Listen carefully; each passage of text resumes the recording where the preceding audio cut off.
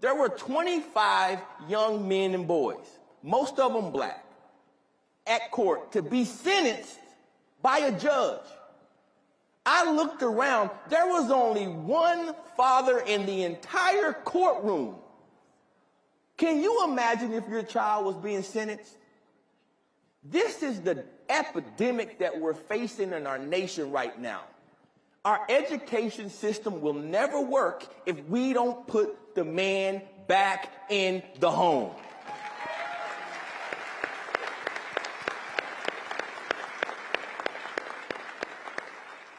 It's a basic Christian concept. Children deserve a mother and a father. Amen.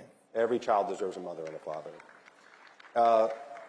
I mentioned a minute ago that we're seeing shifts in DEI and public perception of it. Erica, you and I were talking about this earlier. How do we take what we see as a public opinion shift and make institutional change out of it, right? We can all like the ideas. We can be at CPAC and be excited about the ideas that we've gotten, that we're seeing some progress. But how do we influence institutions? So how do we get from where we are to where we want to go?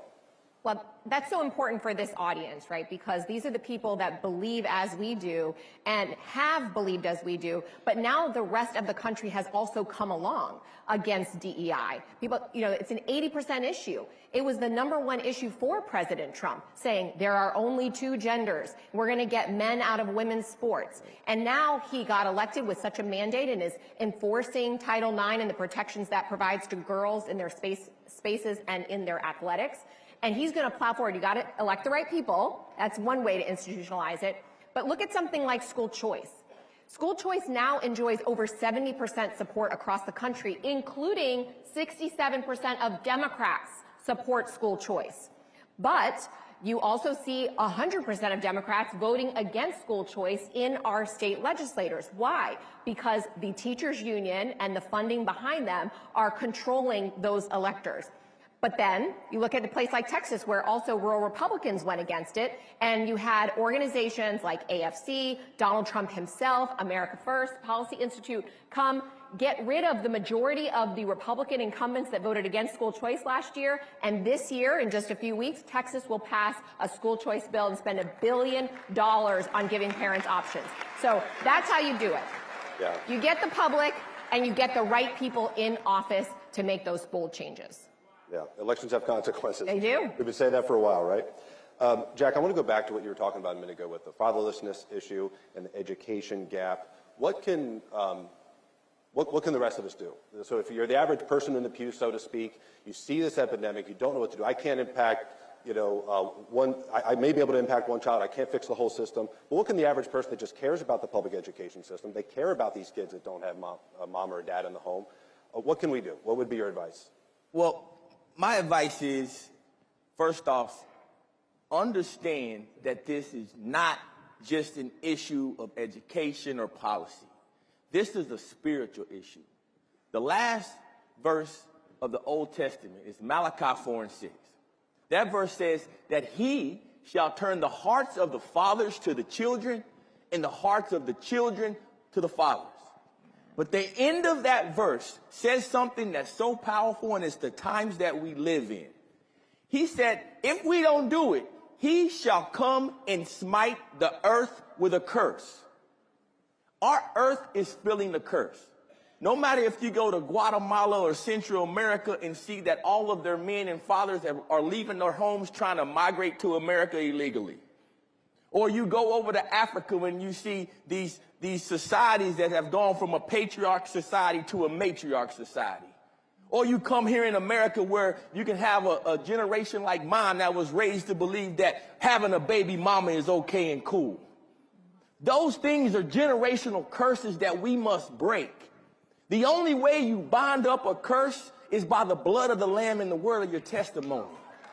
And so we've got to testify. We've got to talk about these things in the public square. We've got to stand for these poor children that don't have advocates and people to stand up for them and be their voices. Man, get out in your community. Go to the local juvenile. Go in there and sit in a courtroom and tell a little boy that's 13, 14, 15 that don't have a dad that you love him. Go see those folks in prison like the word tells us to do. We can't just take care of our people that have. We got to take care of those that have not.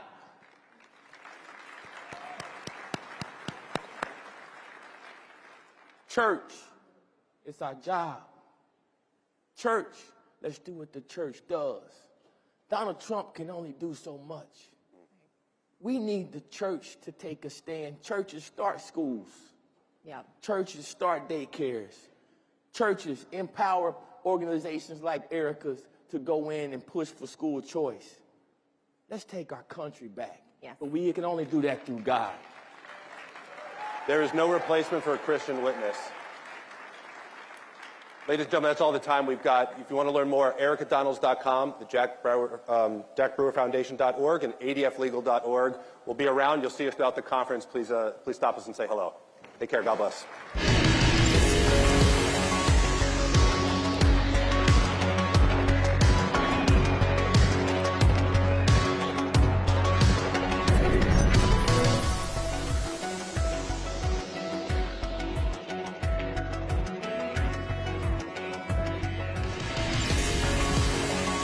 Ladies and gentlemen, up next, Joy Reid, a desperate plea for help. Please welcome senior columnist for townhall.com, Kurt Schlichter, with @ALX on X, Alex LaRusso, and your host of O'Connor and Company on WMAL, Larry O'Connor.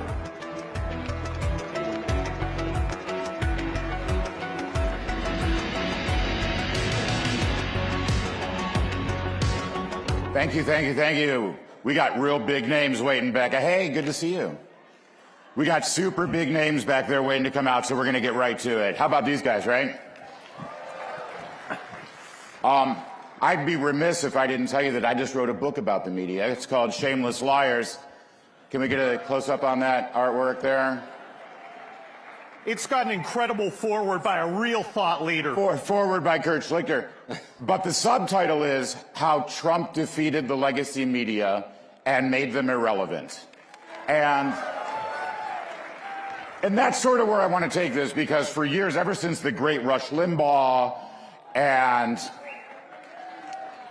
Brent Bozell at Media Research Center for the last 35, 37 years, the late, great Andrew Breitbart, who brought Kurt and I into this world, we spent so much time fighting the media and exposing their lies and exposing the propaganda, and it all reached a head this year with Donald Trump leading the charge, and he won. I mean, they are meaningless now, and so I want to start with that. And Joy Reid kind of is the namesake for this panel, because Alex, she's been reduced to being obsessed over big balls. Correct. And I need you to sort of explain this to us. Yes, so like the media... Explain Joy Reid's obsession with big balls. Obsession with big balls. So she's going on media right now, and she's demanding that Congress subpoena a guy named Big Balls and Elon Musk with a straight face on. So we've reduced them to a point where they're just looking at social media for people like me who post on X, and they're getting their talking points from online.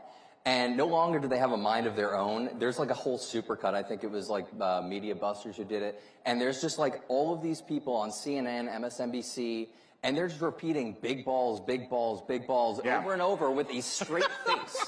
So it's like you look at... Well, they've got to get to the bottom of big balls. So... Yes, and they brought on Kara Swisher, the noted expert on the topic for that. But yeah, that's all over an intern at Doge, right, who was hired by Elon Musk. And of course, we have tens of thousands of people in our government who have access to all of your personal information, including your social security number. But when Elon Musk has a small team of genius interns that are probably like smarter than everybody else on that whole panel or on their entire network, it becomes the biggest deal that they all have access to your personal information.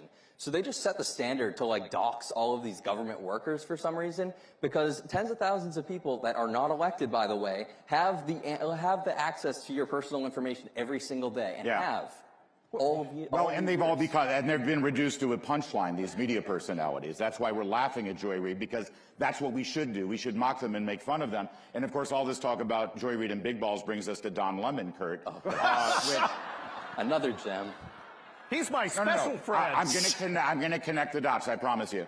Because, Kurt, it was during the presidential election. December 22nd, 2015, I get this call. Can you come on CNN real quick? Just a video hit. I get on, and Don Lemon's outraged because, oh, it's the worst thing ever happened. Donald Trump said Hillary got schlonged in the 2008 election. She did. And I don't care at all. And we're going back and forth. He said, you should be more upset. And I said, look, his opponent shilled for her husband who treated his intern like a human humidor.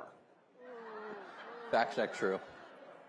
And he said, you can't say that. So I said it again.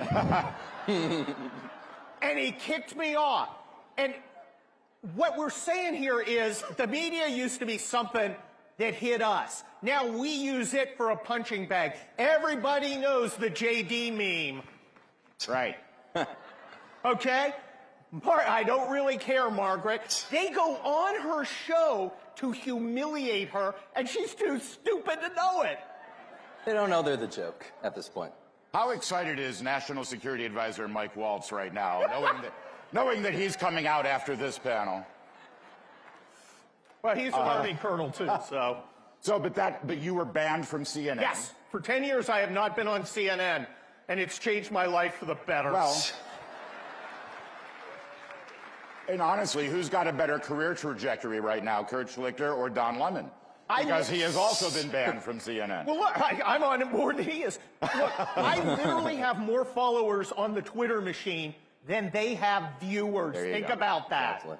100%. So, Alex, your work that you do right now, you've got a meme for everything. And the fact that these guys can be reduced to a meme, that Margaret Brennan, the host of Face the Nation, a very important show in a very important town with a very important teleprompter reader as its host, she is now a meme. She can't do anything. Yep. From how J.D. Vance has handled her with these interviews to now reducing her to saying that too much free speech will lead to a genocide. Yes.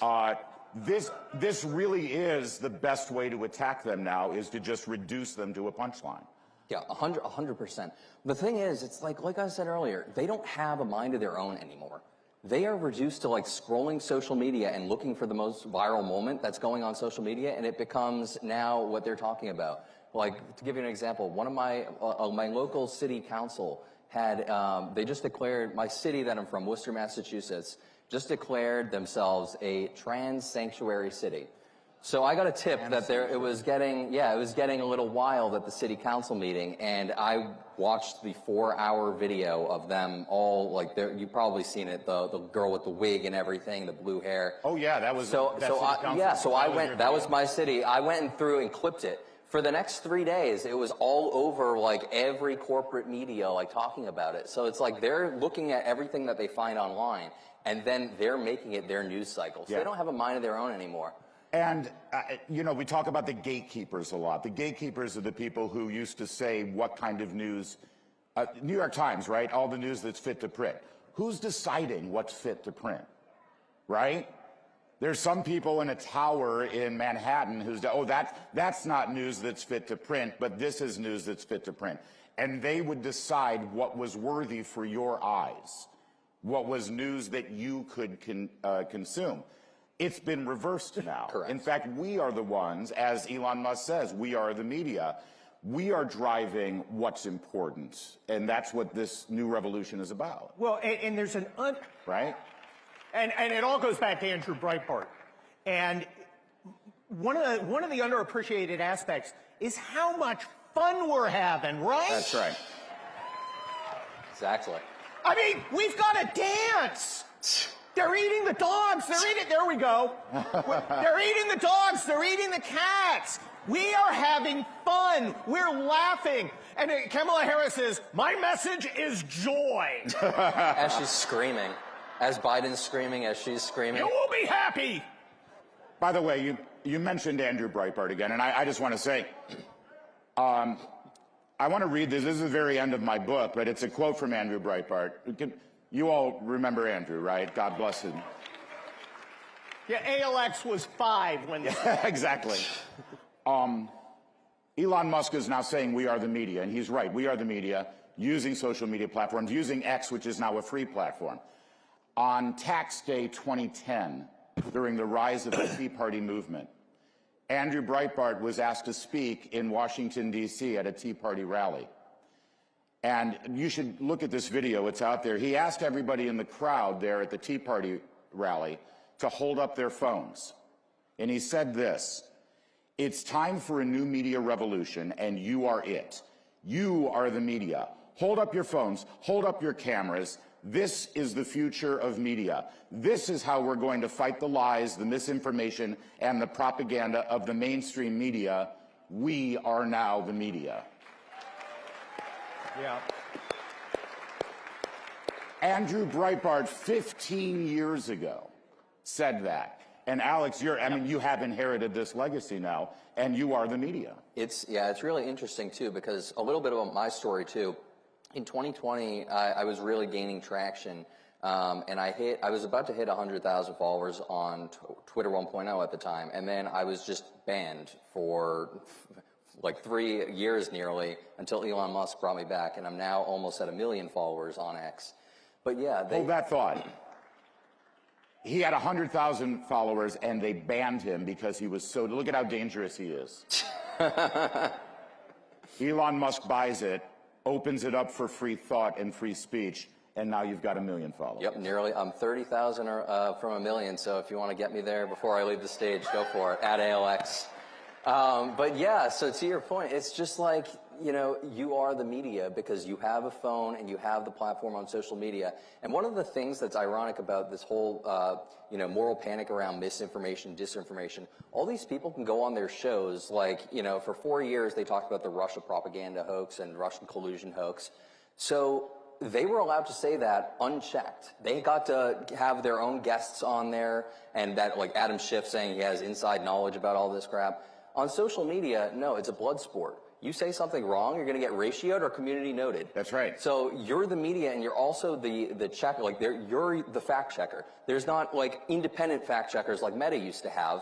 You are the fact checker, and because the independent fact checkers weren't independent. Exactly. And yes, they were weren't based in fact. Correct. And this is an important point that I want you to pick up on, Kurt, because this whole idea of needing fact checkers and needing to moderate what you say, and it's all coming from this arrogant presumption that you're too stupid to understand what's true and what isn't. You're too stupid to discern from a hoax and what's real. I'm not sure that they think we're stupid. I know they say they're stupid because it justifies their existence. Yeah, that's okay, true. They want to be the gatekeeper. They want to be making the decision. And you don't need a gatekeeper if you are an individual. If you are a independent American citizen with your camera and computer who goes out and makes his or her own news. We don't need them. It terrifies them. Yeah. That is why Never Trump exists. Yeah. Because we didn't need them. That And they got mad. said, the platform and the technology and the freedom is there, and it's opening up more. Mark Zuckerberg suddenly is red-pilled, right? And that's amazing. But it all starts with this fist thrust in the air. It all starts with him yelling, "Fight, fight, fight," right? Because he has shown us how to fight. Suddenly you see Republicans on Capitol Hill are channeling Trump because he's contagious. And I think I'll give you a perfect example. George Stephanopoulos last year lied about Donald Trump. He said that he was convicted by a jury of raping somebody, and he said it 7 times in a 6-minute span. What did Donald Trump do? Did he do a Mitt Romney thing? Did he do a George Bush thing? Did he do what Republicans have done for our lifetimes, which is just be the better man and say, oh, well, you know how they are, tut, tut, let's walk away? No, he fought, he sued, and he won.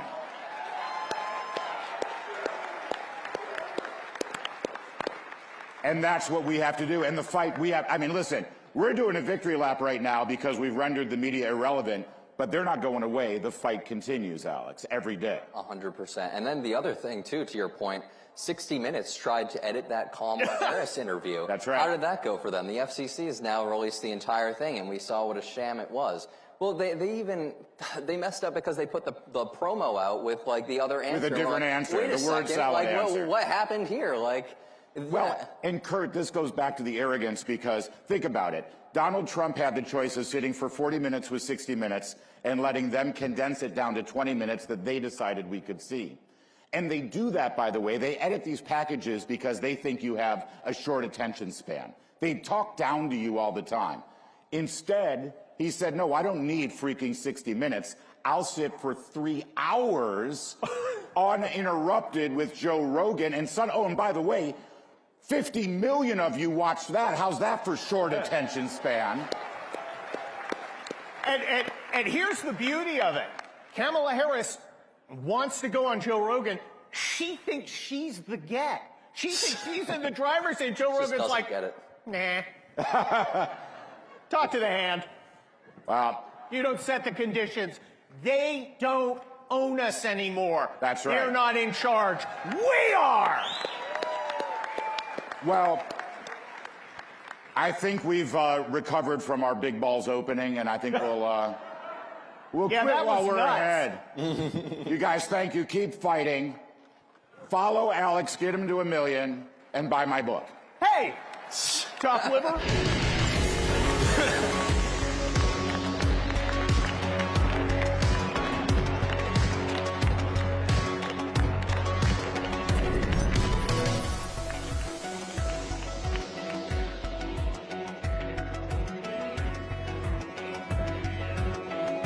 You can crack the code of nuclear waste.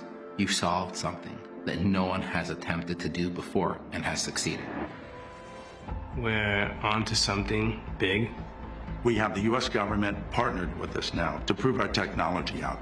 Make America stronger. I want to provide limitless energy to the world, and I believe this is the path. Every institution today is under attack. The home, the church, the government. And many people are asking, what is the truth? Jesus Christ claimed the ultimate truth. Are you willing to face the truth? Do you think the MKUltra project ever actually ended? The Central Intelligence Agency is actively involved in mind manipulation. We all answer to one God and one Savior, and He's there to change your life for the better.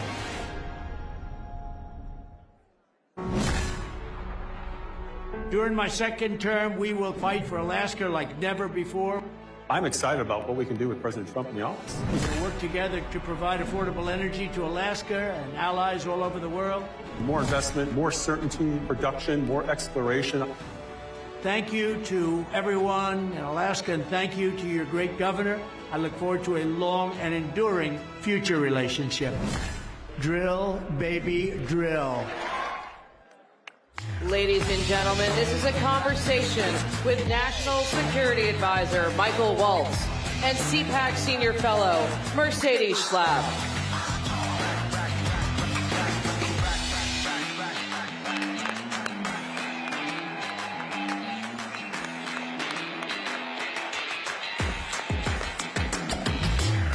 All right. Woo, good morning, CPAC. Mike, are you ready?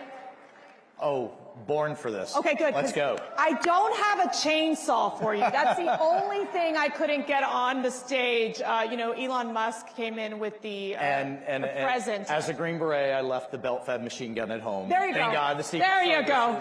Secret Service But you know, okay. maybe next time, Yeah, if we're you'd good. like. Yeah, but how are y'all doing this morning? Okay, so how amazing was it yesterday? Seriously. I don't know how we could top it off, but we're going to top it off this morning with just one of our heroes right now in the Trump administration, someone who CPAC, someone that Matt and I admire so much, our National Security Advisor, Mike Waltz.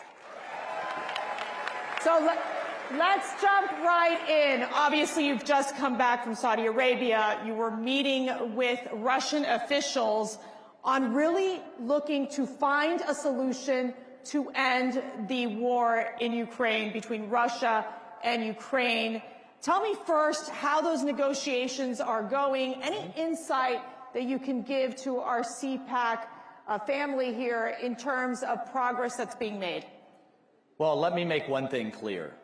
We would not be in this position, not even close, if it weren't for the leadership of Donald J. Trump. Period. right?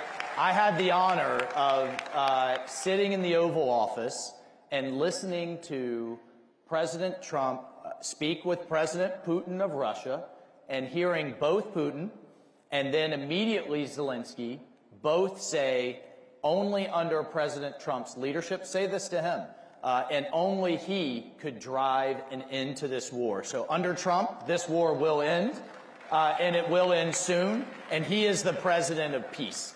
And it amazes me how many people in this town are clutching their pearls and having conniption fits over what?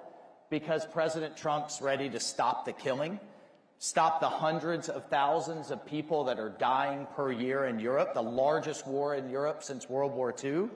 And you see the same voices that are demanding a ceasefire in Gaza post-October 7th, then what? Oppose peace in Europe?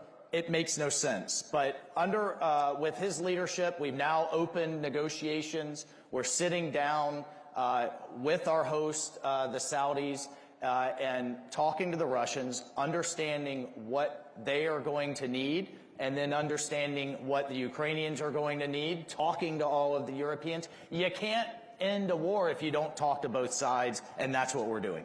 Thank you. It's kind of common sense, history of diplomacy. It is common sense, but you do find those in the media and the critics basically saying, how can you all be talking to the Russians? This is insane, right? They criticize the efforts that the administration is doing. And with that being said, President Trump has expressed his frustration with President Zelensky, trying to get to the point that we're dealing with. How can we get a deal on the raw minerals? The United States has given over $175 billion to the Ukrainians.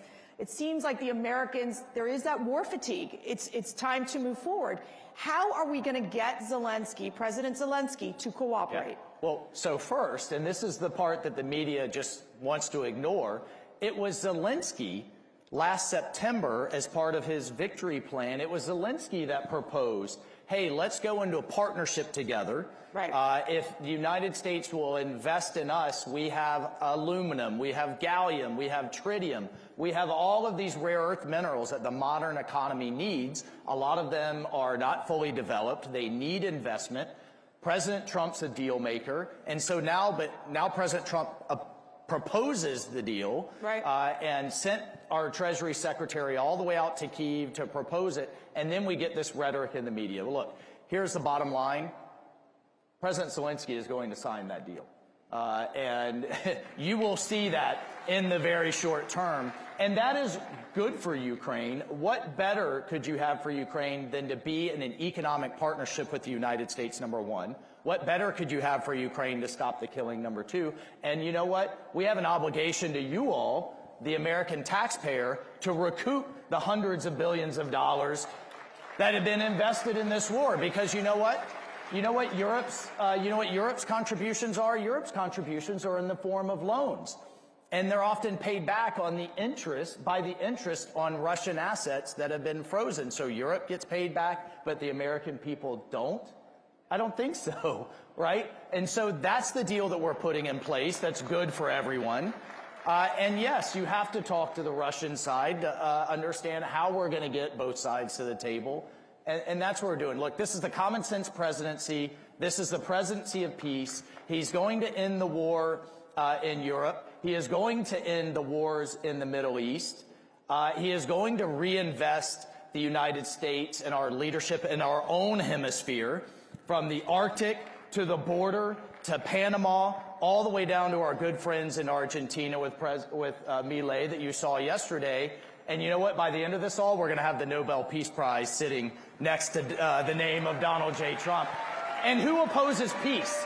How do the Democrats oppose peace? You bring up a great question, which is who opposes peace? Yet you've seen the European leaders under President Macron trying to bring the Europeans together in dealing with the Russian and Ukraine situation. They have been unable to move the ball forward. How are we going to bring our European leaders on board? Well, President, and all, the other narrative you have in the media is, well, we're not consulting with our allies in Europe. President Trump has talked to Macron twice last week. He's coming here Monday. The Prime Minister of Britain is coming here next Thursday. We are engaging all of our European allies, absolutely. The NATO Secretary General and I just spoke. You establish peace through strength. And we have been demanding that the Europeans step up and contribute to their own defense. And as of now, a third of our NATO allies still are not contributing the minimum, which is 2% of their GDP that they committed to a year ago, or I'm sorry, 10 years ago. So that's unacceptable. And if, you know what, the Europeans want to take a bigger role in their own security, that falls in line with America First principles as far as I'm concerned, as far as President Trump's concerned. So, you know what, he's kind of rattled their cage a bit. And now they're saying, you know what, suddenly they found more.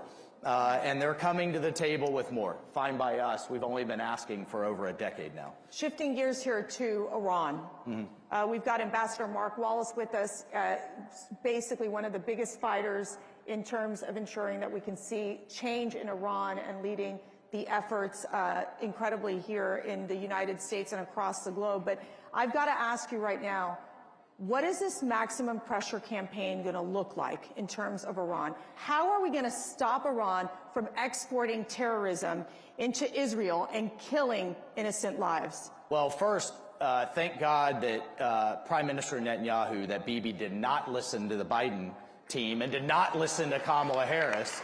And as a result of his leadership and Israel's leadership, Hezbollah in Iran is now decimated. I mean, the pager, beeper, and walkie-talkie operation is going to go down in history. And as a Green Beret, I appreciate a good covert operation. That was one of the greatest ones in history. So you have Hezbollah largely decapitated. You have a real opening in Lebanon that you haven't had in a generation. You have Assad gone in Syria. You have the axis of terror from Iran all the way to threaten our partners, Israel, essentially disrupted, and we need to keep our foot on their neck in that regard. And then from a maximum pressure campaign, the president just signed that executive order returning to maximum pressure to start keeping a foot on the neck of the Iranian economy.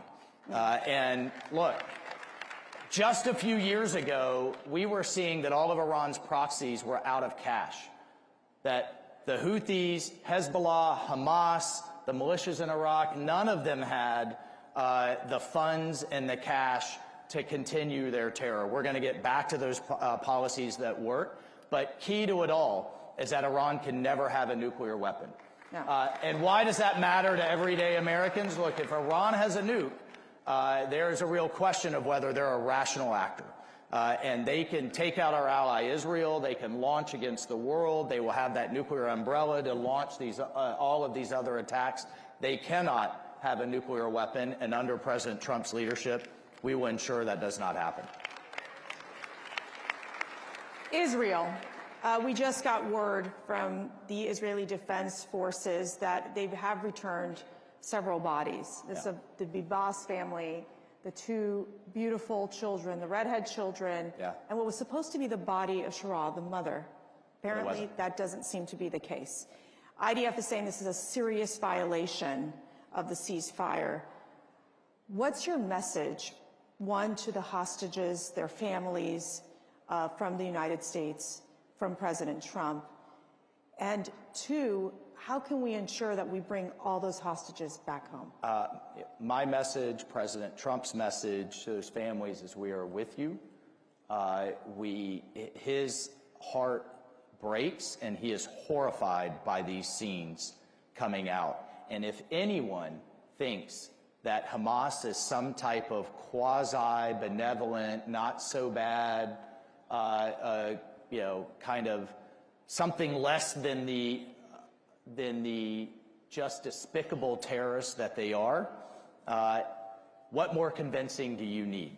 Hamas is of the worst kinds of terrorist groups out there. They are no different than ISIS. They are no different than Al-Qaeda.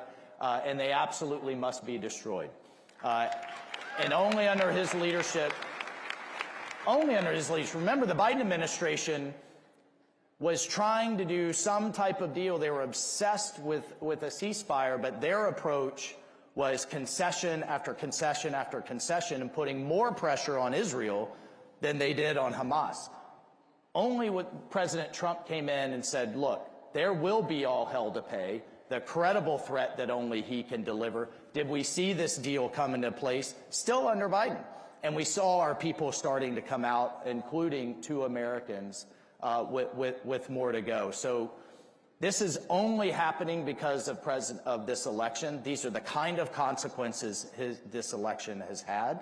And we will continue to get out everyone that we can.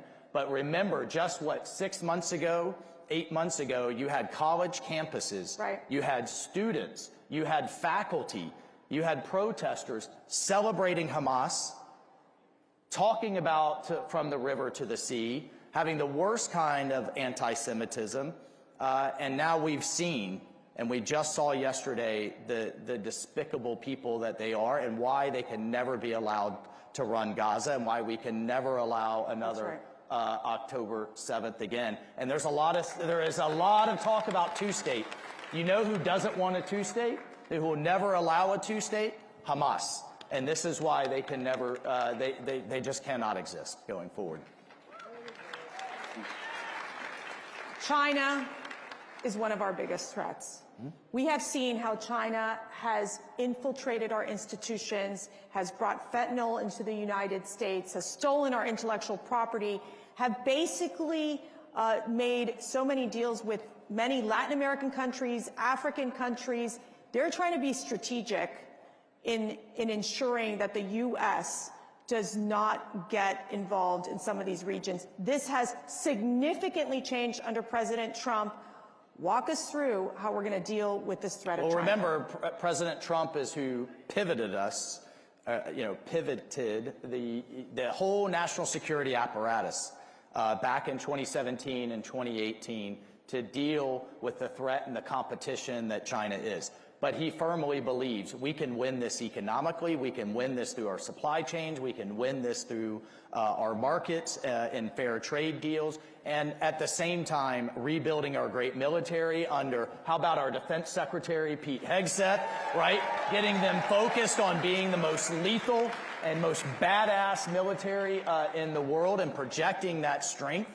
But at the same time, he appreciates the infiltration that's going on, and we just had Panama say, you know what, we're done with Belt and Road, we're done with allowing China to infiltrate critical strategic assets like the Panama Canal. And again, it's only been a month, folks. We've still got it. We told the president, you said, you know, you have a full 4 years. We don't have to get it all done in 4 weeks. And just final thing, because you mentioned fentanyl. We are going to unleash holy hell on the cartels. Enough is enough. We are securing our border. And the cartels are on notice. You've seen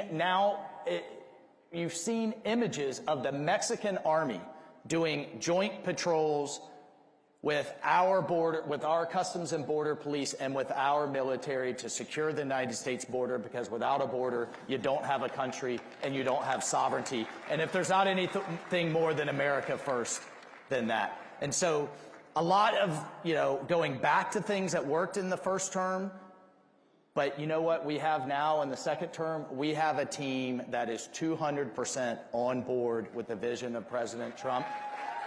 And we've got a great Secretary of State, a great Secretary of Defense, Secretary of Treasury. We've got the Team Florida with Susie Wiles and our Chief of Staff. Like, we are hitting on all cylinders, and we don't have a president that's year 1 or even year 5. He's year 9. And we are building the rocket as we're launching it, and it's just been the honor of my lifetime to be a part of it. So I was going to ask you who can bench press more, Secretary Hegseth or Mike Waltz, but I'm going to skip that question. We're just going to go a little personal here. Yeah. You wake up every morning. You have one of the most important jobs in the administration. I'm working for a man who doesn't sleep, but That's yes, true. So that means you're not sleeping either. Yeah. What drives you? What inspires you to do what you do every day? You know what? It really is. It's been about 20 hours a day. And he's going 21 or 22. I don't know how he does it. I thought I was in fourth gear as a member of Congress and a colonel in a Green Beret. I've now found 3 more, and he stays in 10th. But here's what drives me. These guys. I don't know if you can see this bracelet. This is one of my Green Berets that I lost in combat. And every morning I get up, I look in the mirror, we get ready to go, and I tell myself to be worthy. You know, be worthy of their sacrifice. Be worthy of those Gold Star families. Be a citizen that is worthy of this blessing that we all wake up with, breathing free air in the greatest country on earth. But we got a glimpse the last 4 years of what the world and what the country would look like under progressive lack of leadership. The world got a glimpse of what the world coming unglued, starting with the disgraceful withdrawal from Afghanistan and how that was done through the wars in Europe. We went from the Abraham Accords to the Middle East on fire, an out-of-control border. I think, you know, and the president is thinking about this a lot as well. Of course, he wanted that second term. But you know what? Maybe God had a different plan, that the world had to see and feel what it would look like in the country without him. And now you're seeing this amazing embrace of his leadership in the world. But be worthy, everyone. Be worthy of those that are out there right now willing to die for all of us, and those that did give the greatest sacrifice for all of us. And thank God we have a leader back in the White House that not only appreciates that, loves them, and loves all of you, and is willing to run through brick walls to get big things done for this country and for peace and security around the world. Well, be worthy. I'm taking that with me. Be worthy to do this incredible work. I just want to thank you, and I know on behalf of all of us here at CPAC, we thank you for your service. We thank you for your sacrifice. We thank you for supporting and giving advice to this great president and in serving in this administration. Ladies and gentlemen, our National Security Advisor, Mike Waltz. Thank you so much. Thank you, CPAC. Thank you.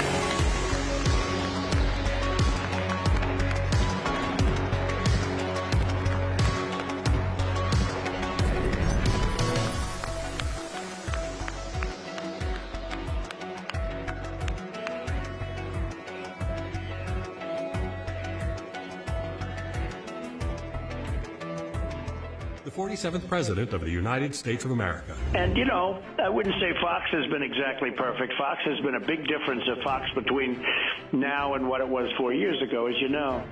But we have others that come along, and they're doing well, and Newsmax has been really good, and, you know, others are coming along. And people are seeing that they're watching these conservative networks. President Trump is right. That's why millions of Americans are tuning into Newsmax for the real news they can trust. Live with you from CPAC. I can't hear you. Am a MAGA war room posse deplorable? Everybody is here. We the people, all united. Days of thunder. That's where the news is. Every institution today is under attack. The home, the church, the government. And many people are asking, what is the truth? Jesus Christ claimed the ultimate truth. Are you willing to face the truth? Do you think the MKUltra project ever actually ended? The Central Intelligence Agency is actively involved in mind manipulation. We all answer to one God and one Savior, and He's there to change your life for the better.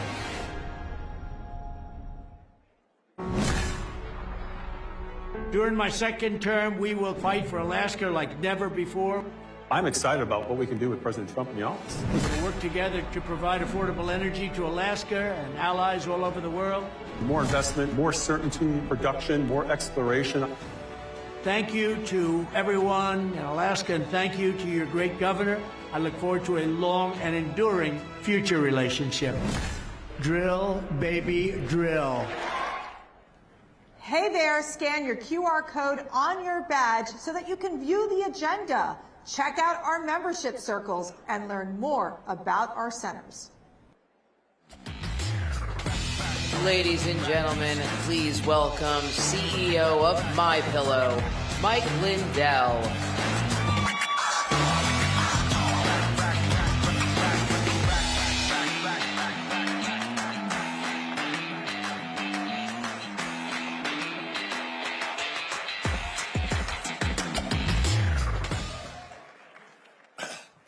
Thank you, everybody. When I wrote the book that you all received, What Are the Odds from Crack Addict to CEO, I used mathematical odds to prove that God exists. We all have things that happen to us all the time that we say, wow, that's a 1 in a million, or maybe that's a 1 in a billion, or things that we say, that's impossible. Well, when do we put them all together and say it has to be a miracle?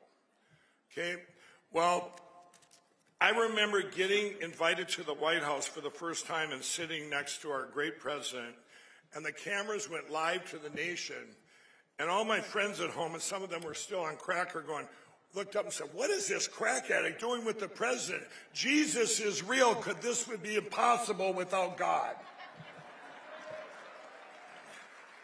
And in the spring of 2020, in another divine appointment, I spoke at the Rose Garden, and I said, God has given us grace for such a time as this. Well, then we were hit with the China virus and a stolen election, and over the next 4 years, people would come up to me all the time and say, Mike, this doesn't feel like grace. And I would say, oh, but it is. God uses all things for good for those who believe. And the president and I were talking one day, and I was saying that, we were talking about how our country was getting completely destroyed everywhere. And I told him, I said, Mr. President, these bad things are actually helping. They're opening people's eyes, and it'll end up being a good thing. And he said, well, Mike, they're destroying our beautiful country, and it's going to take so much to fix it all. And I said, sir, with God, all things are possible, and God working through you, you'll get it fixed faster and better than ever. Well, hasn't this first month been a miracle, huh? Thank you, Mr. President, for getting so much done in such a short period of time. It actually is a miracle. I said it before, and I'm going to say it again. Everybody loves our president. Some just don't know it yet. True. This has all been on God's timing, and I believe our great president, if he was put in right after the stolen election, we would have lost our country forever. It would have been too soon. There were so many things that we had to find out over the last 4 years, and especially there's one thing that was important. We had to get our voice back. On January 7th and 8th of 2021, those 2 days are historically important. 1.2 million people were deplatformed and canceled on Vimeo, YouTube, Zuckerbuck's Facebook, Jack Dorsey's Twitter. If you spoke out about the stolen election, you were deplatformed. The rest of the country was too afraid to say anything because of January 6th. They went completely silent in fear. And it reminds me, like when I was a kid, we had black and white TVs, and we would turn them off as kids, and they would go down to a little tiny dot. And we would go, and we'd turn it on right before that dot went out. It would all come back to life. Well, that little dot was our voice. And if our voice would have went out, it would have been just like Ronald Reagan said, we're like a beacon of light on a hill. If the lights go out here, they go out everywhere. It would have been over. But our voice did not go out. We turned that back on, and our voice has gotten bigger and brighter than ever before. And this is, we never gave up. People started forming their own platforms, and this is where CPAC came in. How important is CPAC that gave us a platform? I couldn't speak anywhere back then except for CPAC. So important is CPAC. I and many of you were giving a world stage for our voice when almost every other platform had either blocked us or given up. We never stopped speaking out, and our voice has grown to the biggest it's ever been. We have beaten, there's two parts to this. We have beaten the biggest cover-up of the biggest crime in history. The uniparty, the deep state globalists, and the media tried to completely bury the truth about the 2020 election.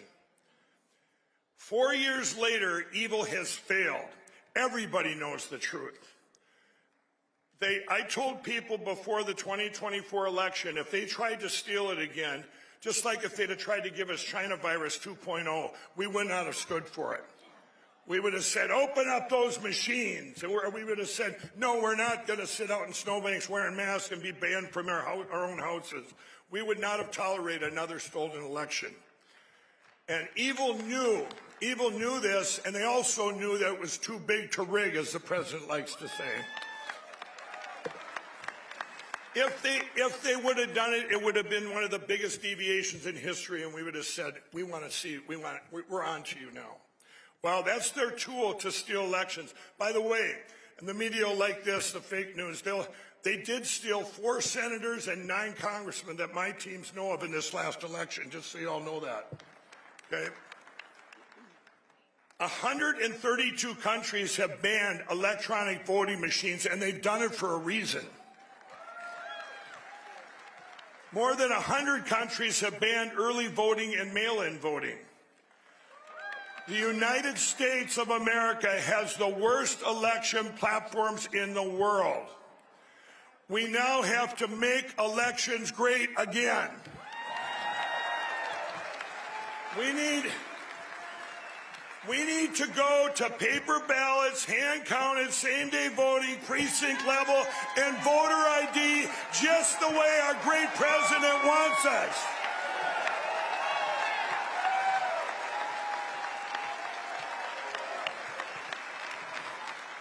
We have to lead the world in secure elections. We cannot let this time with the greatest president in history be in vain. This must be the time that God triumphs over evil. We have to have our voices stronger than ever, and we will never, ever stop until, with this critical timing we have to get to paper ballots. We will never stop. We have to get there now.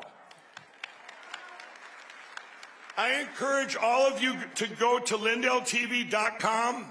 This is my voice. We have the greatest mayor ever, Mayor Rudy Giuliani over there. We have Emerald Robinson and many other hosts in our 24/7 TV lineup. We were granted, what a blessing, we have White House reporters right at the White House right now with Lindell TV. You have live reporting every single day. And I'd like to thank, I needed help, and I'd like to thank our great new sponsors like Fisher Liberty Gold and Airwater Healing. They're at the booth. But during these times when I was canceled and they're trying to cancel everything I stand for to get rid of these machines and go to paper ballots, they stood up and said, hey, we're going to help. We're going to sponsor Lindell TV. So thank you. I'd like you all to visit our booth at Lindell TV, the booth that we have here. Visit, and I need every one of you to get involved now. We are at a critical time in history. The stuff we put out, we have all the pieces to do this. We just need your votes to magnify the truth to the world as we get into this over the next months here and start putting all this information out and what we're doing from the ground up. And from our great president down. We're doing everything humanly possible to get to this great place with our election platforms. God gave us grace for such a time as this, and we are in the best times to be alive in history, and the greatest revival for Jesus Christ ever. Thank you, and God bless you. Thank you all.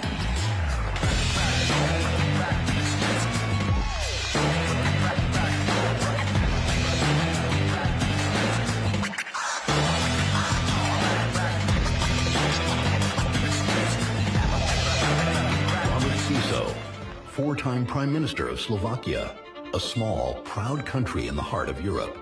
In May last year, an opposition activist tried to assassinate him for his policies. For politics based on the ideals of fight against fascism.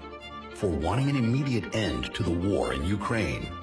For the return of common sense and the barrier against wokeness when he endorsed constitutional definition of marriage as the unique union of a man and a woman. For his grasp of reality when he vetoed the compulsory redistribution of illegal migrants among the European Union member states, for pursuing a sovereign Slovak foreign policy to all four cardinal points, for treasuring freedom of speech and rejecting the politics of single correct political opinion. For the first time, Prime Minister of the Slovak Republic is coming to CPAC.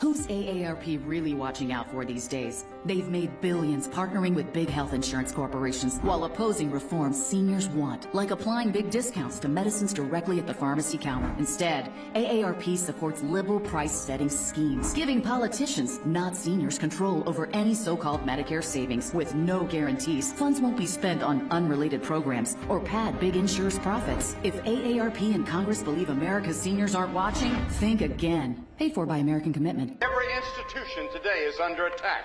The home, the church, the government. And many people are asking, what is the truth? Jesus Christ claimed the ultimate truth. Are you willing to face the truth? Do you think the MKUltra project ever actually ended? The Central Intelligence Agency is actively involved in mind manipulation. We all answer to one God and one Savior. And he's there to change your life for the better. Hey, it's Matt Schlapp with CPAC. You know, we've had a huge problem in this country with election fraud. But at CPAC, that's not a problem. Our only problem is getting each and every one of you to vote. So look at your badge. You have a number on that badge. And get your phone out and vote on all the issues that matter. And my guess is you probably like what Trump's doing as well. And we'll have the results for you very soon. Ladies and gentlemen, a conversation with White House Deputy Chief of Staff James Blair and Breitbart Washington Bureau Chief Matt Boyle.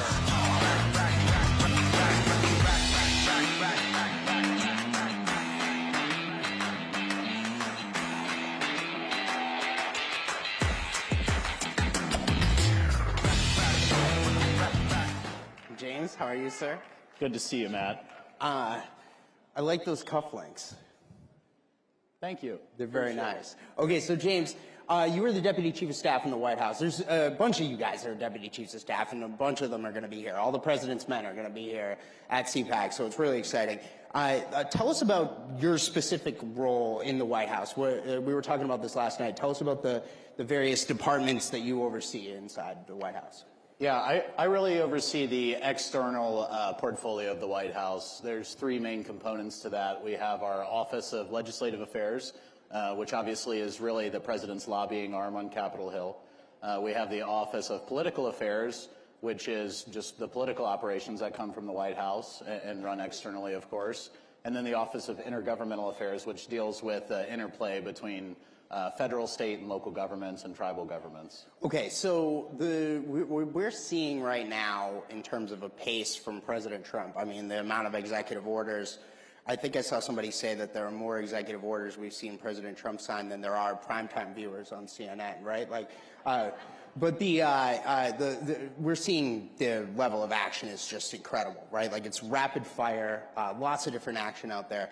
I'll tell you, the person that I think would really, and I know a little bit of something about this because I work for Breitbart, that I think would be absolutely loving this is the one and only Andrew Breitbart. And at CPAC, of course, we got to give Andrew Breitbart a shout out because Andrew Breitbart was CPAC, right? But tell us what it's like in there in the White House every day. It seems like it's a pretty crazy, wild schedule, if you will. It's a frenetic pace for sure, but you know, the president has thought deeply about what he wants to accomplish in the time he was not in the White House, obviously. And he's been spending a lot of time planning and obviously asking his team to plan the actions that we've executed so far. So I get asked a lot, was all this planned? And you know, obviously new ideas come up every day, but a lot of it, if not most of it, was planned. He's thought deeply since he left the last time around, and he knows that he wants to accomplish a lot in a short period of time. So really, it's all of us just playing catch up with the president. It's great to have an energetic leader. He runs circles around all of us. He doesn't sleep. He works all the time, and he's really committed to making this time in office very useful for saving the country. I mean, he's just going to do what he said he was going to do, and that's it. All right, so James, one of the major departments you oversee is the political affairs, obviously. You were the political director for the Trump campaign.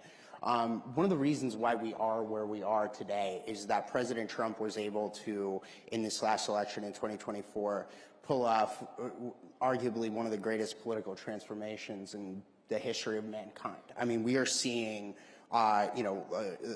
lifelong Democrats, frankly, vote for President Trump. A lot of black voters, Hispanic voters. I think I saw him put on his Truth Social recently a list of all the counties he flipped from Democrat control.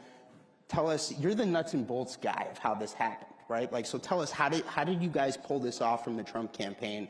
And then we'll get into how we hold it together, because I think it's important that we hold this together for the long term. But walk us through how you guys did it.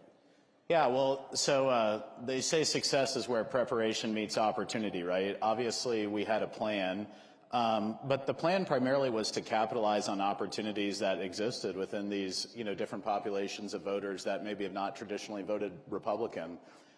We've really seen, the last 10 years, really since President Trump came into office, has been a slow-moving realignment politically. And a lot of significant demographic shifts are coming with that that are good for Republicans writ large if, really very simply, Trump voters can be converted into Republican voters. And that is, I think, the main thing that everyone has to focus on for the midterms and going forward. And I think the reason for that is issues. I mean, good policy is good politics. President Trump is not like every Republican politician, as we all know, for the last several decades, particularly cuts against the mold of Washington. And I think that's really important. I think the number one thing, and just to put some stats on it, President Trump gained more popular votes than any Republican ever has. It was the first popular vote win. It was the first popular vote win for a Republican president in 20 years and the first non-incumbent since 1988. The House Republicans won more popular votes than they ever have, and he swept the Senate majority into office. And really, President Trump performs above all other Republicans. And that's because a lot of these voters that are with him have not come over to the party. And the way we solve for that going forward is to pass the agenda that he campaigned on. That's what they voted for. And I think that if we give the voters what they paid for with their vote, they will reward us with a long-term political realignment. One thing I like to point out is only because a lot of people say, well, presidents always lose the midterms. Often true, but not always. In the last 100 years, there's only 2 midterms where a president has added seats to both chambers of his party. One was 2002, and obviously that was post 9/11, kind of a unique time for our country, very patriotic, rallying around President Bush. And the other was 1934, which was after the New Deal passed. And that really set in motion a 100-year realignment of politics. And it came out of what they did. And I think that needs to be the model we're looking at, where we're not looking for incremental change, and we need our Republicans in Congress to help us with that. We need to look for big change. And I think if we enact big change, which the president campaigned on, we'll be rewarded politically for a long time. Couldn't agree more. It feels like we have a different look. I've been doing this for a long time at Breitbart. I've been at Breitbart for 12 years. I've been reporting in the conservative movement for 15. It feels like the Republican Party is a different Republican Party now, and this is in large part thanks to President Trump and his endorsements. We've got new incoming exciting senators, people like Jim Banks from Indiana, who I think we heard from yesterday, Bernie Moreno from Ohio, Dave McCormick from Pennsylvania, Tim Sheehy from Montana. I mean, these are exciting young voices that are,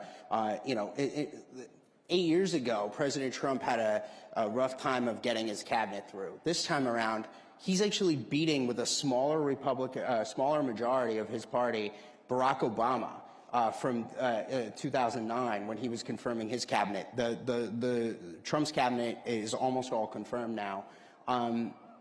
How has the party changed in a better way that is reflecting this transformation that we're talking about? Because it's bigger than Trump, I think. I think it's happening in the Senate. It's happening in the House, too. Absolutely. I mean, frankly, I think our Republicans in Congress are getting on board and seeing that we can do things differently. Look, with the cabinet, President Trump selected a cabinet that reflects the diversity of the coalition that swept him into office and the diversity of thought, and that was important to him. And we're grateful to our Republican senators for moving them through with, relatively little hiccups overall. And I think the president's view is that those voices are what the people voted for, and that is the government they want to see. And I think the Senate sees that. I mean, it's undeniable, ultimately. And I do think that thinking back to 8 years ago, many people feel that in some ways President Trump's presidency wasn't given a chance because of the attacks that started from really pre-day one. And I think they recognize how much time he has spent reflecting on his 4 years in office and how he has come through the greatest weaponization in history, all the things that we all know. I mean, nobody has undergone more challenges to get to an office than President Trump, and I think they're quite deferential to giving him the opportunity and the team he wants to not have that happen again. And despite those challenges in the first term, he had a historic presidency. And now I think the feeling is, well, if we just support him and support the folks that helped get him elected, then maybe we'll all do better. A rising tide will lift all boats, and I think that's what we're seeing. So, James, the big question is, the first major elections we're going to see in just a few short weeks here in Wisconsin. We have Wisconsin Supreme Court races coming up in April, the governor races and state level races later this year. We got some special elections coming up for some of the seats that have been opened up by cabinet picks. We've got, and then we have the midterm elections less than 2 years away. So how do you guys make sure that the political transformation we saw in November, those new voters, walk in beyond just that 1 year, that it isn't just a fleeting thing, that this is a lasting political realignment, similar to the 1934 one you're talking about in the FDR years? Yeah, I mean, it's not easy, that's for sure. The Wisconsin Supreme Court race, we've been looking at numbers there, and there's some folks getting involved for the conservative. That'll be challenging, I'll say. I mean, it'll be challenging because if you look at the data in Wisconsin, what carries President Trump is a group of voters who only vote when Trump is on the ballot. And the thing that we have to accomplish in all of these elections is getting that specific group of people. There's super voters on both sides, but getting the people that are sort of with the Trump worldview, who aren't necessarily Republicans, but many of them, would sort of consider themselves that now, is getting them to go to the polls when President Trump's not on the ballot and helping them understand that supports his worldview ultimately. Mm-hmm. And just to kind of bring this around, look, you have a standing army out here in the audience, right? These are President Trump supporters out here, here at CPAC. The millions and millions of people watching at home. What would be your marching orders to these folks out here in the audience that are watching this event right now, that are watching us have this conversation? What do they need to do to help solidify this political realignment? Well, I mean, two things. One, put in the legwork. Obviously, we always need volunteers, and in the Wisconsin Supreme Court race, the Wisconsin GOP and many others are getting involved. And if you've got time to spare, go do it. It's very important. There's a lot at stake in that race. Not the least of which, could be the future of congressional maps, which is very important. We'll see what happens. But just spread the word and continue to, frankly, encourage Republicans that are down ballot of President Trump to support his agenda, which is often but not always exactly aligned with, the historic contours of the party. I mean, the last thing I'll say is I'll leave you with this. There's 13 seats in the House of Representatives that are occupied by Democrats that President Trump won. On average, the Republican underperformed him by 5.2 points. There's only 3 seats in the House that Republicans hold that Harris won. So that gives you some sense of the fact that we should be playing offense here. But that requires bringing all of the other Republicans up to the vote coalition that President Trump has and brought into office. So follow the Trump agenda and pass it, and we will all be rewarded for it. Really exciting stuff. Thank you, James, for a great conversation, and give our best to President Trump. Thank you. Yeah. Thanks, Matt. Thank you, sir.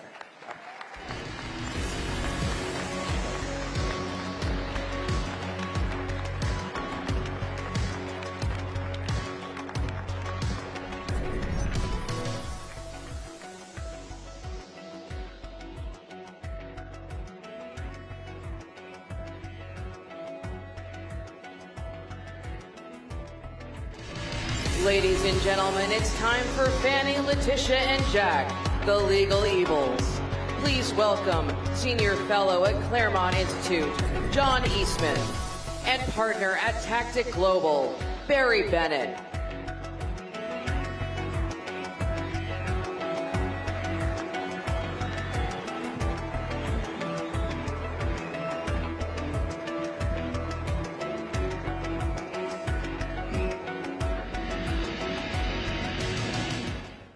Thank you very much. My name is Barry Bennett, and this is Professor John Eastman. The professor is a brilliant legal scholar, and I am a fan of, just watched the TV show Lincoln Lawyers. We have a lot in common.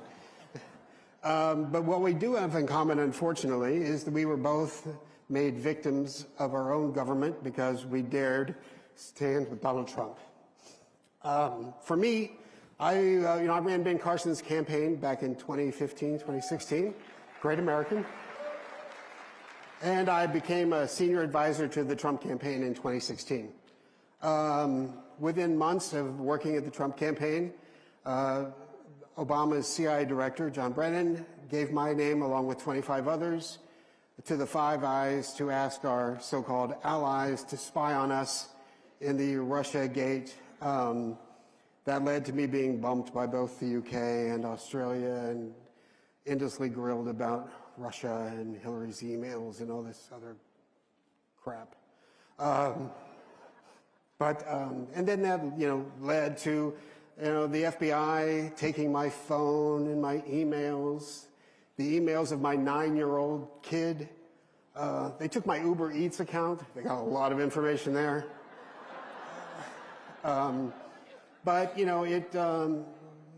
one of the things, unfortunately, that John and I have in common, we both had to spend millions of dollars to defend ourselves. And John, I'm further along in the process. John is still in the fight, and he needs our help. But anyway, I want to be quick and tell you who I was and what I've gone through, but John's case is really happening right now. So I want him to have 7.5 minutes, and I'll take 2.5. Very good. Thank you. Thank you. Look, one of the most egregious examples of the psychological analysis of projection was when the Democrats, before the 2024 election, said President Trump would weaponize the Department of Justice. I said, are you kidding me? What have we been looking at for the last 4 years? They took my phone in New Mexico outside of a restaurant with an egregiously broad warrant. It said all the data on your phone. Now, we fought a Revolutionary War to stop that. That's called the general warrant. The Fourth Amendment requires that they identify what they're going to search and seize with particularity. They just said everything on your phone. And of course, modern phones are a portal to everything, every communication, every transaction you have. They said, oh no, we're not allowed to look at what we've seized until we get a second warrant. And about a month later, I start getting inquiries from a taint team in Portland, Oregon, asking if certain things I was going to assert privilege over. I said, well, I've got a question. How do you even have that? Where was this second warrant? Oh, we got that. I said, I haven't seen it. Well, yeah, but the phone was in our possession by then, so we've served the warrant on ourselves. This is utter nonsense, and they are shredding the First Amendment, the Fourth Amendment, the Fifth Amendment, the Sixth Amendment, the right to counsel, the right to attorney-client privilege. I had a client, my wife would, sometimes he would forget the time zone difference from where I was on the West Coast and where he was, 4:30, 5:30 in the morning, and my wife would nudge me and said, you better get that, it might be the client. Well, the client was the President of the United States.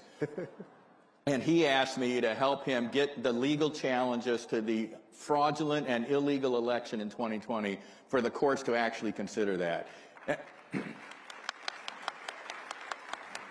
And for that, I was named as an unindicted co-conspirator in Jack Smith's criminal prosecution against President Trump, an indicted co-conspirator in Georgia, an indicted co-conspirator in Arizona, where I had no involvement whatsoever.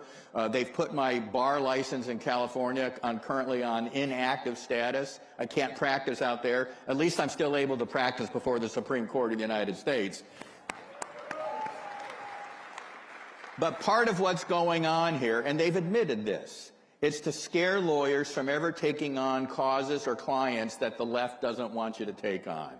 This is an egregious abuse of our criminal justice system, the likes of which we have never seen. In 1940, Franklin Roosevelt's new appointment as Attorney General, Robert Jackson, he would later become Supreme Court Justice and later head of the Nuremberg trials after World War II. And he had all the U.S. attorneys in the country at a meeting, and he warned them not to abuse their power. And the greatest temptation for abuse of power was to find people you don't like and then scour the books to see if you can pin something on them, rather than beginning with the crime and investigate who done it.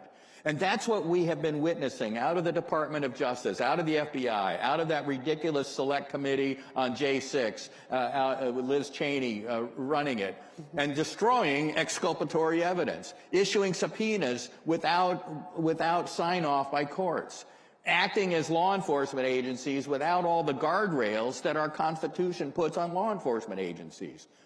And people have said, well, Eastman, why don't you just look forward and leave it alone, don't look back?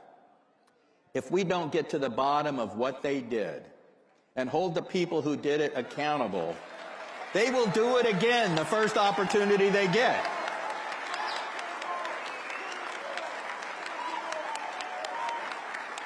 So I have been thrilled with all of President Trump's nominees, but I think the one that is going to be most relevant to this fight is the one that got confirmed yesterday, 51-48, Kash Patel.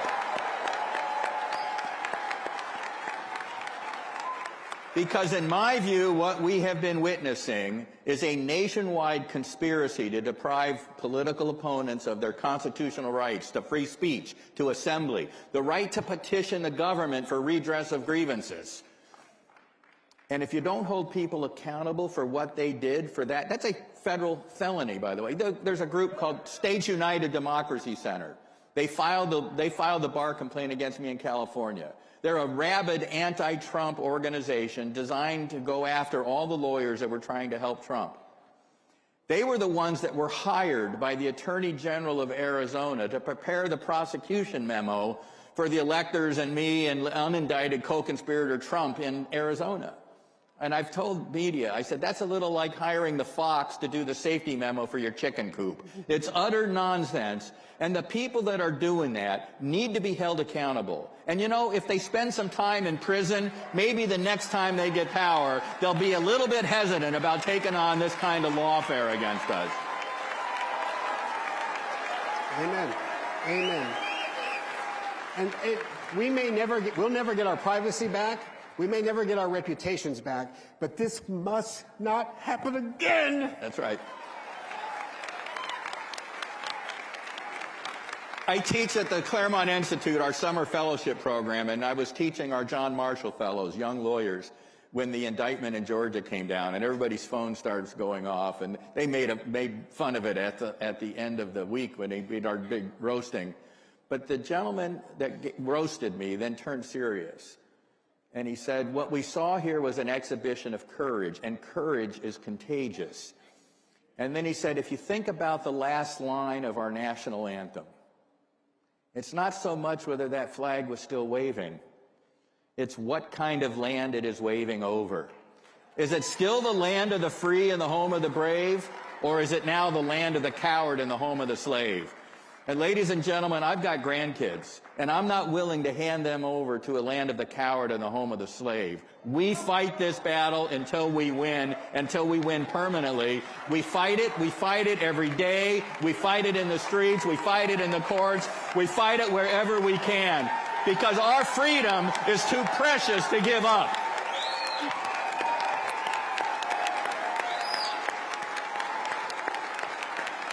Thank you.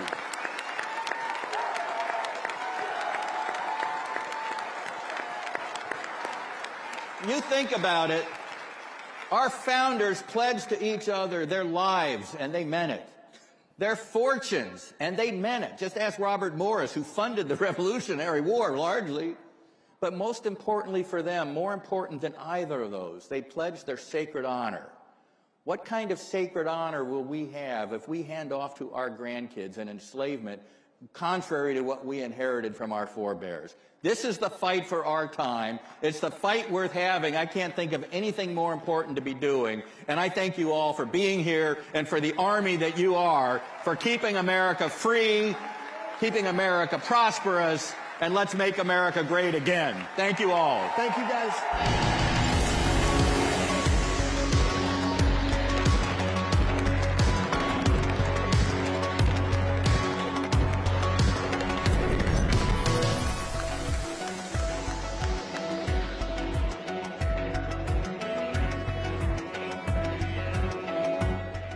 It's our America.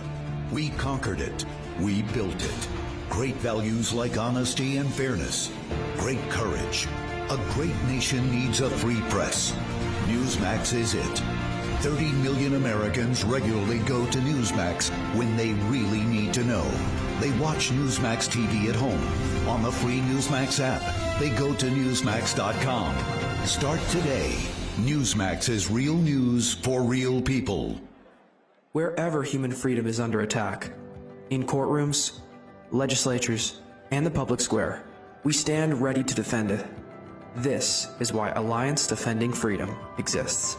Supreme Court victory for a Christian woman who was taken to court for standing firm in her beliefs. The First Amendment follows a golden rule. If we want to protect speech for ourselves, then we need to protect it for others. A video released this week by ADF International has attracted over 34 million views and even attracted comment from Elon Musk. It concerned a pair of Swiss parents who've had their child taken away from them because they objected to her gender transition. We're not just here to stop the erosion of liberty for this moment alone.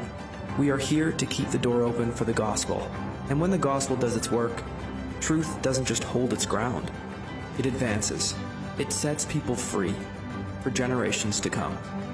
This is our mission at Alliance Defending Freedom.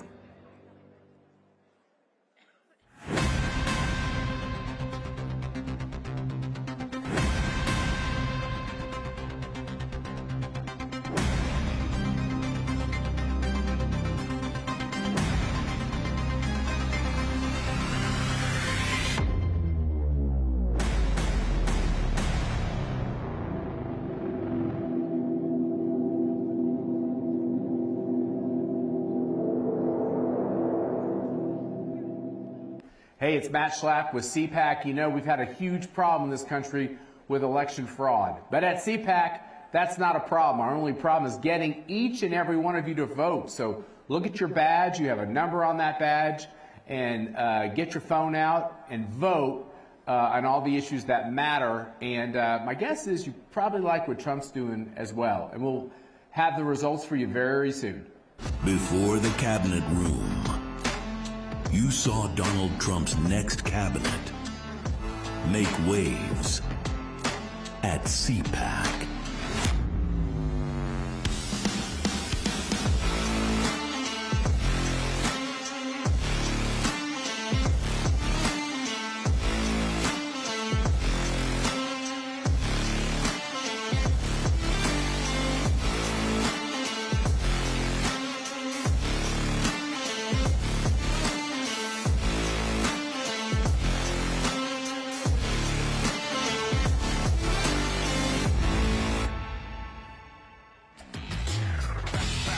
Ladies and gentlemen, please welcome nominee for Director of Voice of America, Carrie Lake.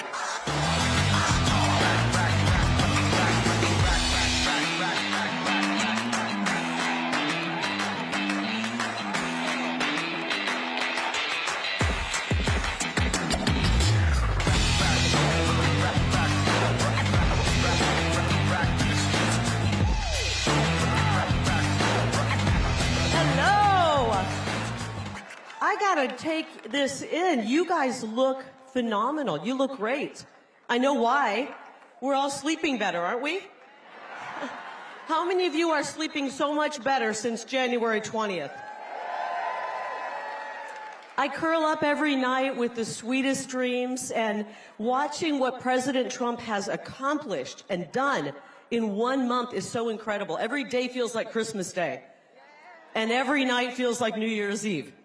We got something to celebrate. And I want to thank Matt and Mercy for bringing us all together to celebrate this amazing month that we've had. Hasn't it been great? It's been wonderful. You know, a lot of you know about my life in politics, but before that, I had a 30-year career as an award-winning journalist. I was the voice of Arizona. If you're from Arizona, you know that. And I walked away from a very high-paying job in the corporate news during COVID-19 because I just wasn't willing to lie to the public. We had such lies going out toward the public. And I had to ask myself the question, was this huge paycheck that I was earning worth the cost of my soul? And the answer was no. And that is a question that a lot of people in the media right now and the bureaucrats in D.C. should be asking themselves at this moment. How much is the paycheck? How much is the money worth it?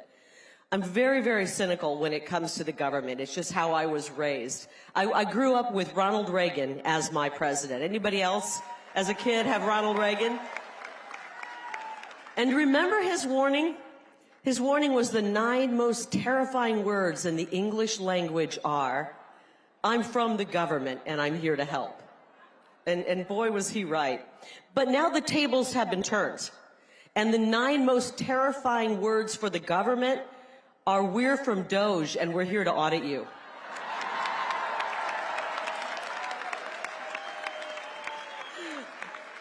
When Elon and the boys show up, I think they're a little nervous, aren't they? I prefer a hands-off government. Am I alone in that?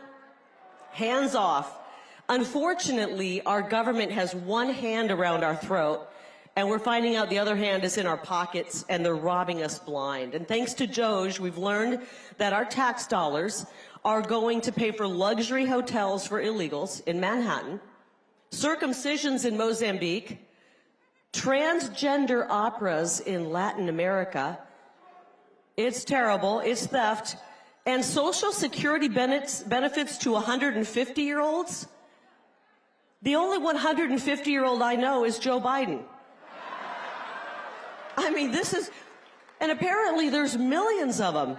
There's even people that are over 150 that are allegedly getting all of this, these paychecks. So that's just the tip of the iceberg in Washington, D.C. It's really kind of like the D.C. creature is like an animal infested with ticks and parasites. From the work-from-home bureaucrats to the handouts and carve-outs and pork, the entire D.C. economy and the surrounding states thrive off of the freebies. But it's not free for us, the hard-working Americans. We're the ones funding this. Our money is lining these swamp creatures' pockets. We're paying off their friends.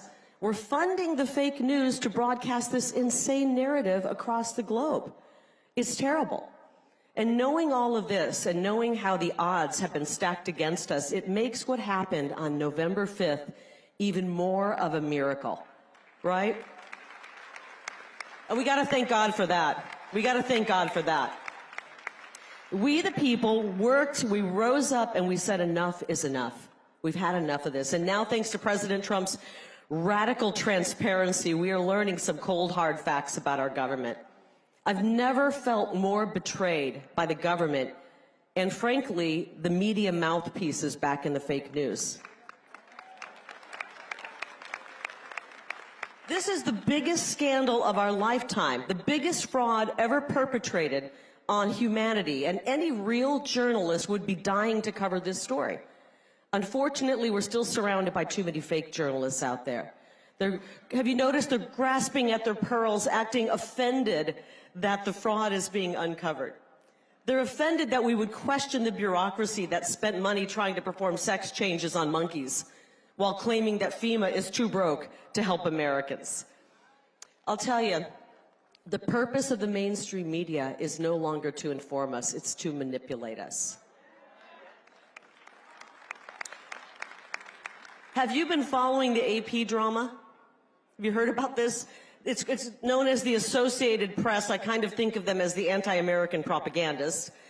They're very, very mad about the renaming of the Gulf of Mexico. Now, they have no issue with swapping out Kiev for Kyiv or switching the spelling of a country named Turkey. I didn't even know it was possible to spell that another way. But they have just been horrified by this name change. Remember, these are the same people who didn't want to call riots riots. They wanted to call them mostly peaceful protests.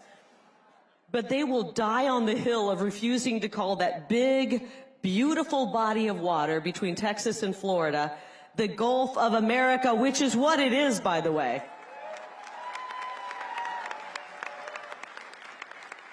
And don't get them wrong. They are not making some big principled journalistic stand. It's just fake controversy by a bunch of fake journalists. Where was the AP? And I don't know if they're back there. Where were you, AP, when moms and dads were losing their jobs for refusing to get the untested COVID shot? Where were they? It was crickets. Where were they when moms had to cover their babies' faces with masks? They weren't covering that. Where were they when the boys were in the locker rooms with girls? You know what they were doing? They were actually siding with the people who were perpetuating that insanity on us. They're criminal. They are. They still pretend the 2020 election was the most secure election in all of history. They never even questioned the impossibility. It's impossible that Joe Biden got 81 million votes. They're still sticking you got to give them credit. They're still sticking to their story. But what kind of journalist supports the hiding of 40,000 hours of video footage so that we can see for ourselves what really happened on January 6th? I still want to see that. Don't you want to see that video? They want to cover their narrative. They want to keep their narrative going. A real journalist would never support censorship. Every single time I've stood on this stage with all of you at CPAC, I've told you to turn them off, cancel your subscriptions, just tune them out. And it turns out it actually worked. We rendered the fake news worthless and useless.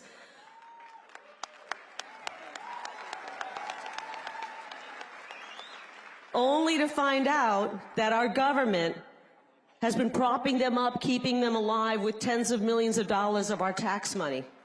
It is absolutely sick. They propped them up. So the mainstream media is really just kind of a zombie media right now. There are a bunch of zombie media outlets who can only make payroll if our government funnels millions of dollars to them. It's obscene. Last week, these media zombies mulled around the idea of boycotting covering the White House to support the AP. Did you hear about their idea? They're going to boycott the White House to support the AP drama. That means no more CNN, AP, MSNBC in the press pool.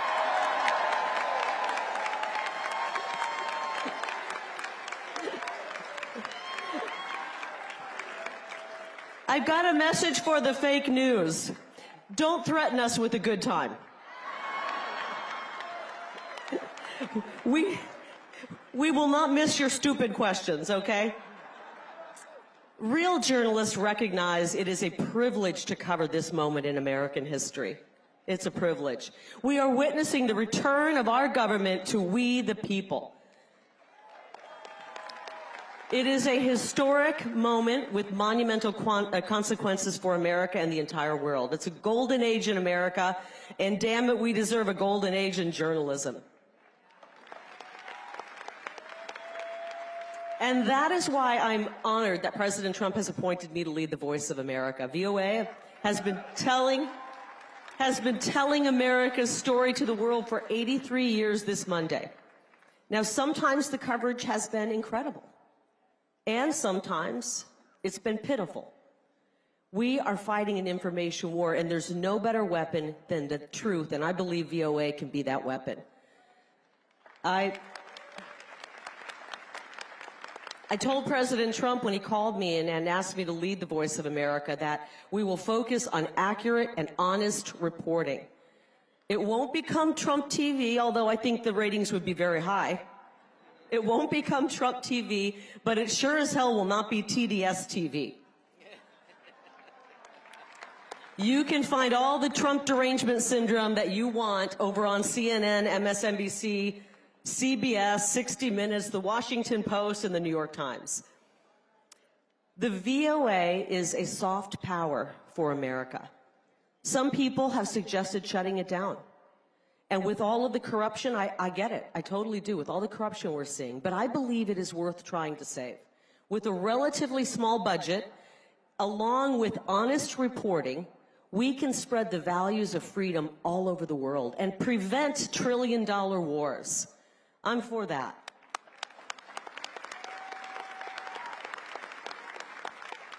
So as I transition to this next chapter in my life, can we still say the word transition, by the way, or has the woke mob ruined another word for us? There is still unfinished business that I have in my beloved Arizona. Arizona is a mess. It's a mess. Now, President Trump's victory was a blessing, but Arizona remains corrupt and captured. Elon Musk described the government, and I thought this was perfect, as not an apple full of worms, but just a big clump of worms. I know, someone just said, ooh, it is a gross thought, isn't it? Well, Arizona is the same, and we're going to deworm it.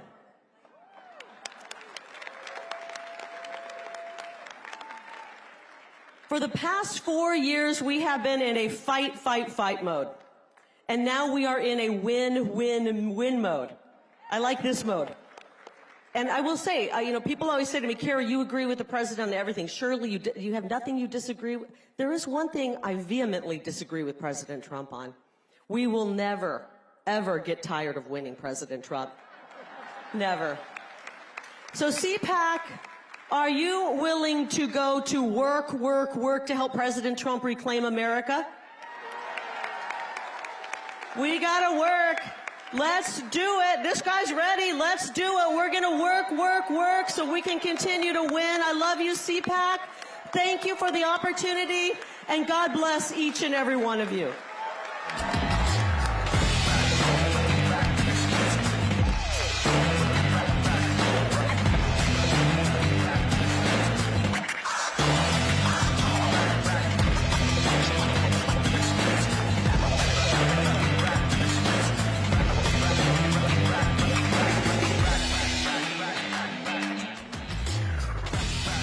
Ladies and gentlemen, please welcome Deputy Assistant to the President and Senior Director for Counterterrorism, Sebastian Gorka.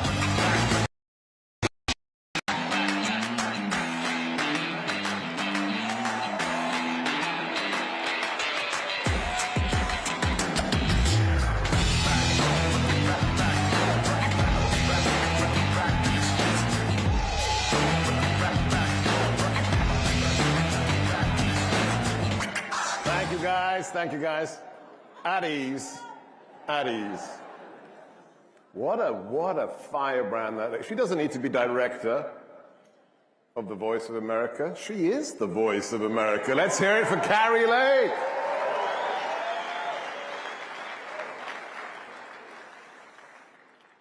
I'm going to do something dangerous right now. I'm going to rely on technology.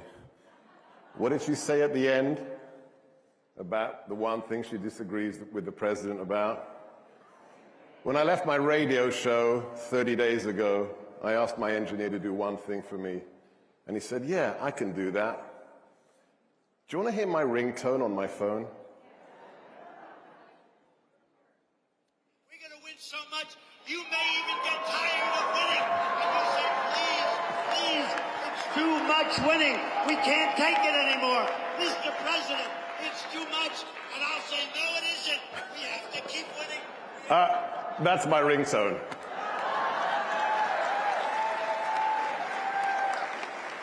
Before I talk about counterterrorism in the last 31 days in American history, can I just use that little technological moment to demand of everyone here and everyone watching that loves America, would you just please take a moment and celebrate? You did it! You made it possible to take back the Republic.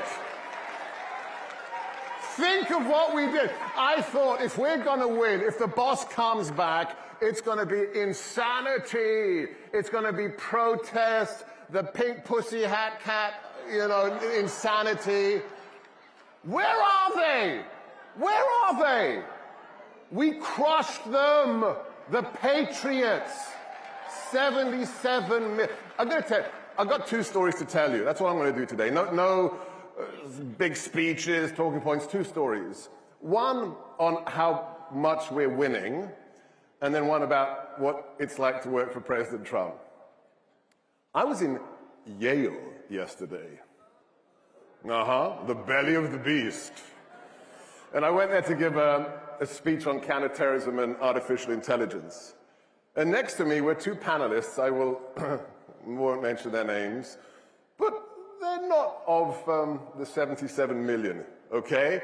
One of them was an Obama appointee, okay?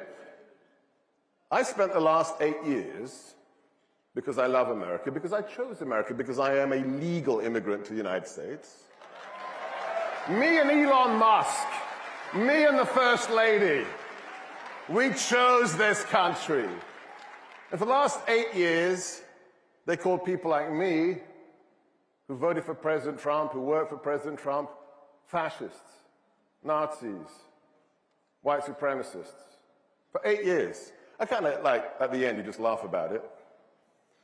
Yesterday, my fellow panelists at Yale, the whole time they kept saying, as Dr. Gorka just said, well, that's interesting. I went from being a Nazi to being Dr. Gorka, and as he just said, they've surrendered because we won so bigly.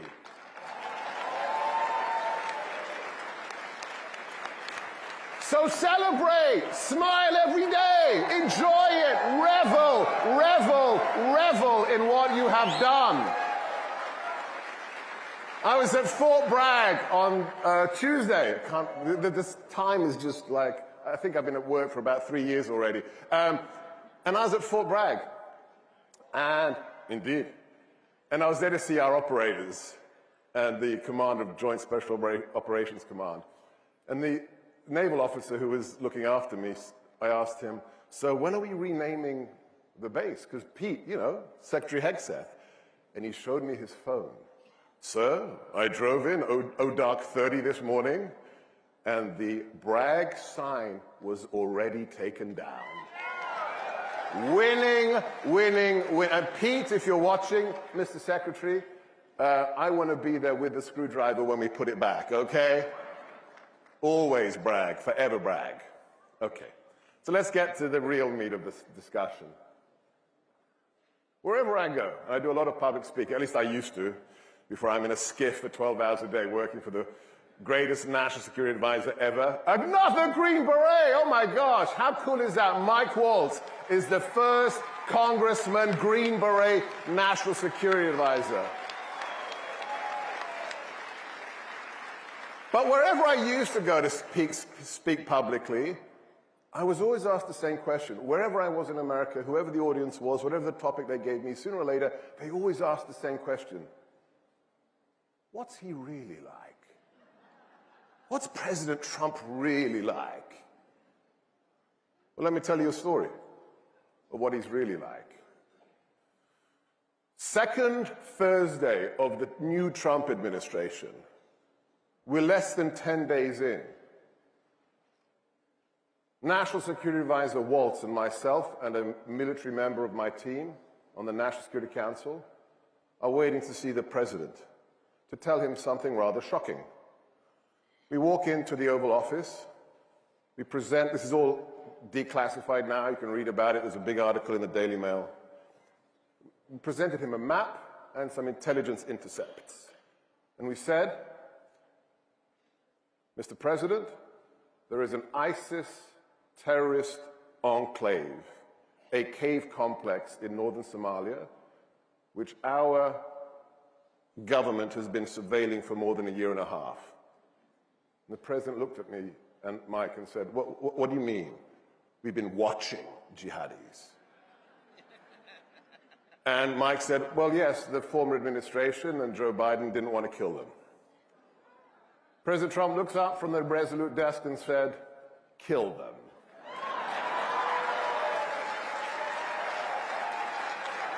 He got out his iconic big Sharpie pen and ticked the go box on the operational orders. And then we left the Oval.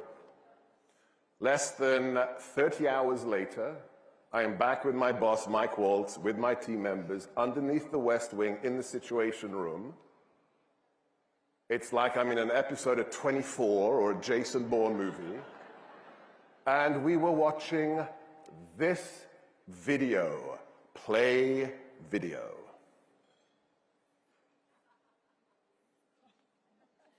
Now this was classified as I was watching it at the highest level. That is a leader of ISIS, responsible for training, recruiting, financing, and deploying jihadis across the world to kill Americans and our friends and allies. Hiding out in a massive cave complex in northern Somalia. We are watching this live, but remember, ladies and gentlemen, this is not a movie. This is real life. And this is what President Trump did to him.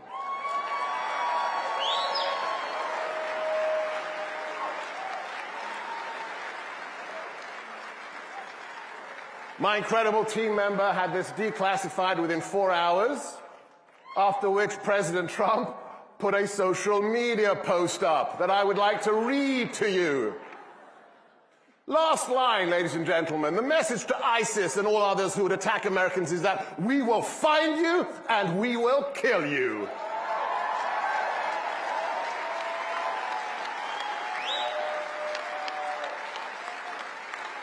For 4 years, we placated our enemies. We gave billions of dollars to Iran. We opened our borders to anyone who wanted to come in and kill Americans. 100,000 fentanyl deaths in 1 year.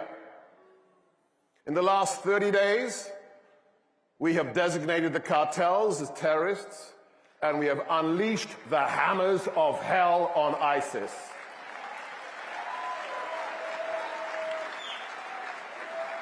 So, all I want to say to you is President Trump's only motivation, the one he communicates to his National Security Advisor, Mike Waltz, and to the whole team in the White House, is protect America.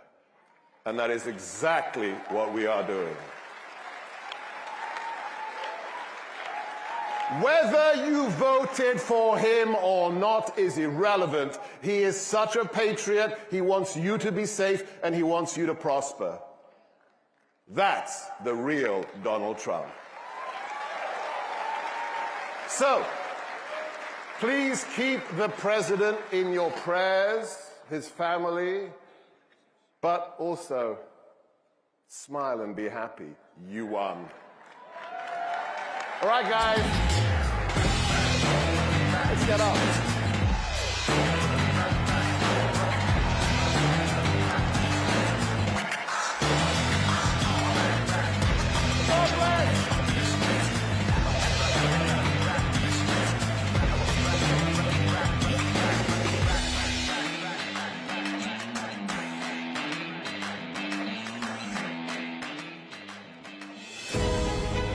We have been lied to. We have been deceived. And I've been saying for years, the moment that moms find out what's going on behind closed doors in their children's schools, there's going to be a national revolt. And that is exactly what you're seeing.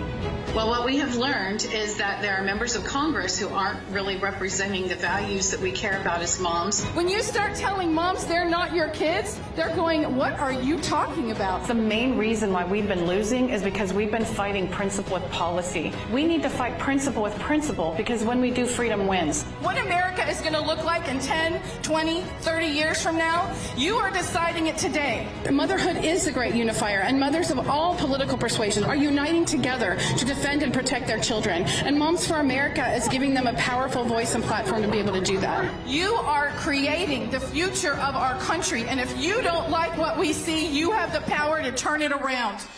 When my children and my grandchildren ask me, where were you when the Republic was hanging in the balance? I am going to be able to tell them I was right there, fighting to my last breath to save it. If you think that this mom-led revolution is just a little thing that's going to come and go, you ain't seen nothing yet.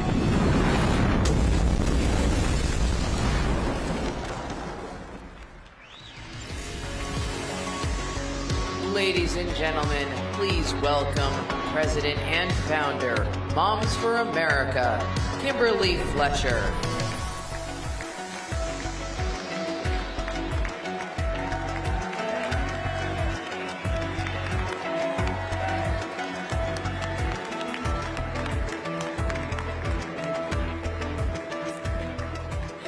Is it not a great day in America? So I am so excited to be here with you guys when we're happy, because it really was really close to being really, really terrible. And now I wake up giddy every morning looking at my email going, what do we have today? It's awesome. But there's some things that we definitely should be celebrating. The confirmations, the gulag has been opened, the pardons have been done. Women are women again. And I was so honored and thrilled to be with the president and 47 of our moms and their daughters when he signed that, we should not have to say historic, executive order protecting women's sports and our safe spaces. Everything that we asked for, we're getting. And I am so grateful to be living at this time. But I want to make sure that we do not forget 2020. Because those 4 years, if the President of the United States, I love saying that, if he had gone from one term to another, he would not be anywhere near as effective or on target as he is now. And the things that he's getting done, he knows. We don't have the luxury of time, but he cannot do it himself. The calls that you made to make sure that the confirmations went through, that made a difference. And I have to say, I was thrilled to be able to get the text from RFK that said, we made his day when he came out of the hearing and went in and out of the hearing and had all those moms out there in their purple shirts and Moms for RFK. And it was awesome. So these guys are there. Things are happening. Children are being rescued. But there's a lot that we have to do, and we have to do it together because they cannot do it alone. I do want to make sure, though, and take a moment to thank Elon Musk, because prior to him taking over X, we had been permanently suspended from Twitter. No way to get our account back. And then this white knight comes galloping in and pushes a button and pays a bill and says, you're back. So thank goodness that we have a voice again. This mighty movement of moms has been incredible over the last 3 years, rallying moms, pulling them together, and being able to be a voice for common sense and truth, and promoting those principles and values that we hold dear. There are some things that we have that we're doing. It's pretty exciting because the message of Moms for America, reclaiming our culture for truth, for family, for freedom, for the Constitution, those principles of values of freedom are resonating not just across the country, but around the world. And I have had all these people from these other countries who have said, we need a Moms for America in our country. I'm like, I don't think that's going to work. It's Moms for America. But we can have a Moms for Hungary, and we can have a Moms for Europe, and we are uniting all of those moms who have come to us, big announcement. We are launching momsforfreedom.world to collect the moms, gather them together all over the world to stand for these same principles and values.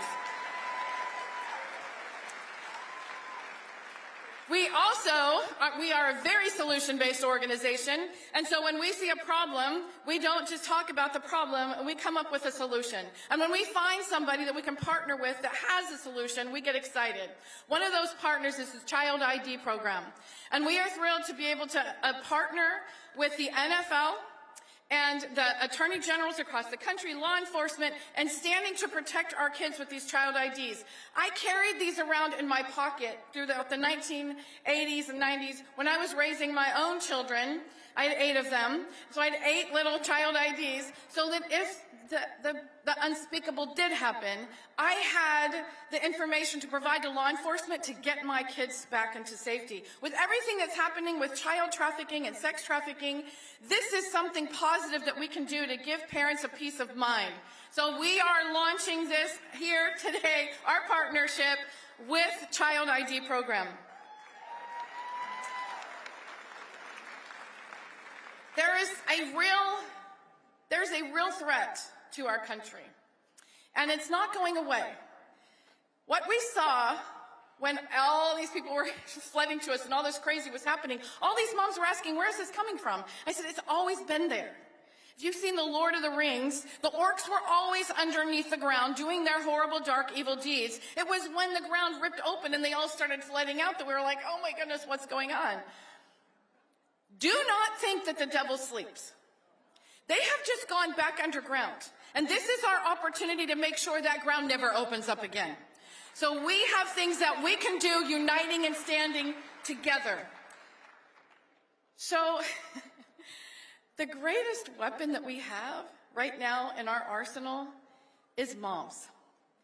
And we have got to stand together, unite across the country and around the world to stand up, because the hand that rocks the cradle is not just a cute little saying, it's an immortalized fact. And if you want to turn this around and hold on to the values we hold dear, protect our children, defend our freedoms, restore the republic, we do it through the Mothers of America. If you are a mom, if you are a grandma, if you are a woman of faith, stand up. Stand up right now, stand up. You are the heroes. You have stood strong. You went out and you voted. I need you to reach out to every mom you know, your daughters, your sisters, and you tell them how important that voice is. Because if we want to continue to win, we've got to get these moms who aren't voting out and voting. We've got to restore this love of liberty. Of all the things that is happening right now, the thing that I am most excited about is America 250. I was 10 years old in 1976, and I still remember what it felt like that year. It was like an explosion of patriotism, and everyone from Jack Daniels to Avon created some kind of commemorative piece, which now sits in my living room. That's okay. And I think I own stock in eBay. Anyway, but we can do this again. We have an opportunity to light a flame and start a resurgence of patriotism across the country. This is like a 50-year opportunity. We won't have it again. We need to share the story of America. We need to be celebrating everything that makes us unique and exceptional, because the world, I can tell you, as I'm talking around the world to these different countries, these people are coming and saying, we're looking to you. And I just spoke in Europe at Make Europe Great Again. And what every single representative from those countries said was, now we have hope. It is changing around the world. So I have some really good news. If you want to join this mom movement. We encourage you to do so. Come to momsforamerica.us. You can get on your phones right now and text MOMS to 53445 and be a part of this mighty movement of moms, because I'm going to tell you what. We have the Air Force. We have the Space Force. And now we got the Mom Force. And we're not done. Thank you.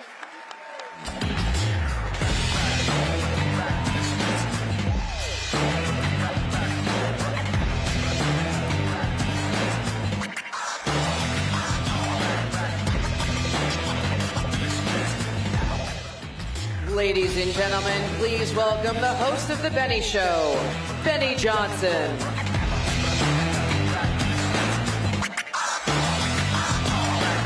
What's going on, CPAC? Woo! What's happening? Welcome to the golden era! Look at these crazy Australians who let them in! They're from Australia. They escaped the concentration camps in Australia. It's amazing. The COVID camps, they got out. Good for them. Way to go. We're going to save Australia. But we're having a great time saving America, are we not? Let's frickin' go. Yes. CPAC, I'm so proud of you, by the way. Can we give you all, can you give yourself a hand? This is what CPAC looked like in 2020 versus 2025 right up here. Check it out. Oh, yes, baby. Oh, yeah. We call that a glow up on the internet. Who's more in favor of the chainsaw than the warmonger? Yes. I'm allowed to show this because Mercedes Schlatt tweeted it, okay? All right? Freaking love them. Matt and Mercedes doing an unbelievable job, all right? Capturing the energy of the moment. That was so awesome with Elon. Was that a real chainsaw? Did it work? Did you like actually do it? Okay, great. All right, fantastic. The golden era. Just a reminder, you live in a red country. You live in a red country. Ladies and gentlemen, that's getting redder. This is the 2024 election. Look at that. This is the directional arrows of how much more red the country went. And it is so amazing to actually have this moment to celebrate with you. Because you know why the country went this way. The country went this way because we finally had a candidate that kept his promises. And here's a big one that was made at CPAC 10 years ago. From our boy, Donald Trump, standing right on this stage, right in this location. And Donald Trump said something remarkable. Check this out. This is a 10-year-old clip.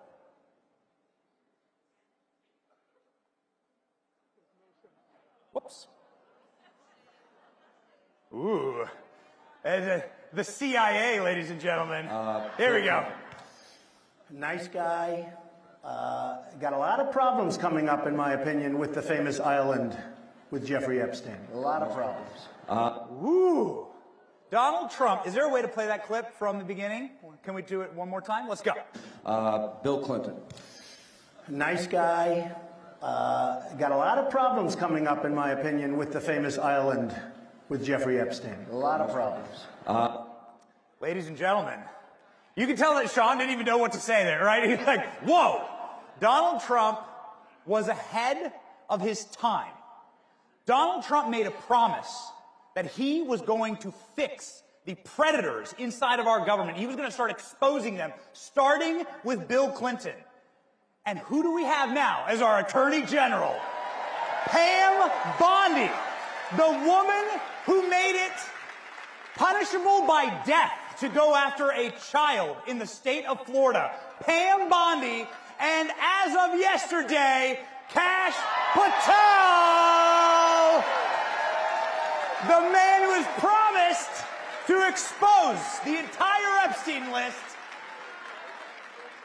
Woo, baby! We are cooking. You know who are the most scared people in America right now? Right there. There you go. Oh, yes. We're going to have some fun. You want to know? This is why they tried to lock up our boy, okay?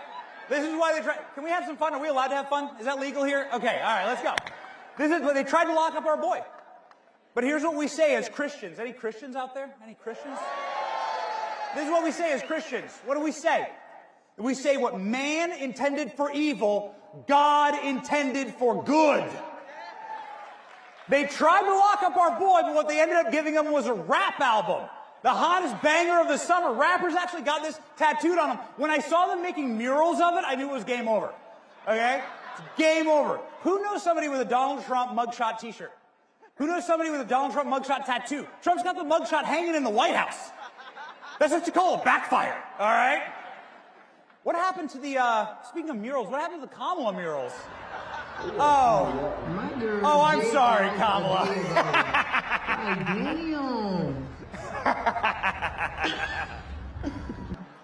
That was the day after the election. They were like, see you, lady! What man intended for evil, God intended for good. And we're making some new art, by the way, in the White House. We're switching up some of the paintings in the White House. You know, after they sent out the photographers, Joe Biden was sitting there like this. You know it. You know it's like the guy. There he is. That's right. And it's like, you can't stop him. Joe Biden called us garbage. Did you hear that? Joe Biden called us garbage. What man intends for evil, God intends for good, right? That's right. Who's proud to be the garbage that backs President Trump? I'm proud of it. That's right. Look at our boy. Look at him. He's started rocking it. The story here is that his staff told him he can take the vest off. And Trump's like, I love the vest. I'm keeping the vest. Ladies and gentlemen, they tried to kill him. They tried to kill him. The most evil thing you can do to somebody. Who believes that this is the #1 most witnessed miracle in humankind? The most witnessed. Billions of people have seen this miracle, physically watched this miracle. And what happened next? Trump goes back to the Butler rally. He does a rally right on that spot. Brings in Elon Musk. Elon Musk does like the jumping on stage. You used to see it, right? Too bad he didn't have the chainsaw for that. God intended it for good, actually. And God saved us. And I believe that we witnessed the most seen miracle of all time. And then Donald Trump went back to Pennsylvania and did something else remarkable. He went to... Our boy went to McDonald's and showed us what salty servant leadership actually looks like. When was the last time you saw... Just call it Donald's at this point, right? This might as well just call it Donald's.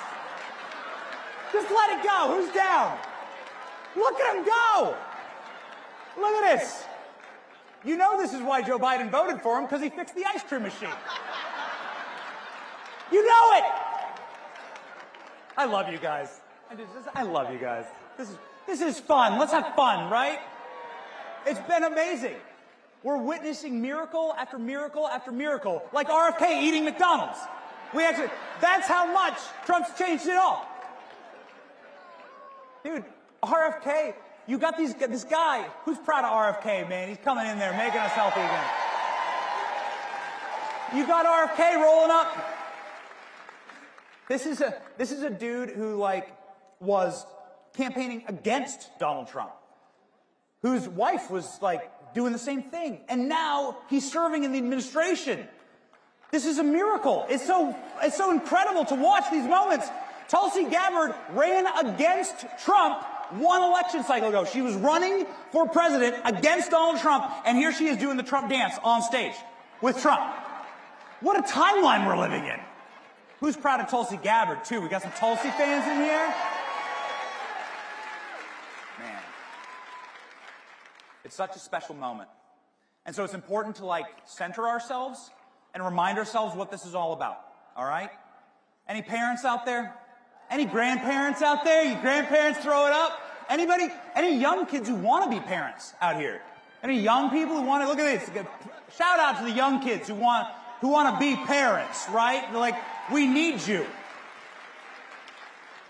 And it's actually never been easier, right? Have you ever met a lib? Like, nobody wants to breed with those people. You know, it's like yellow teeth, purple hair, they smell bad, no deodorant, no showers, okay? They don't know what gender they are. It's tough.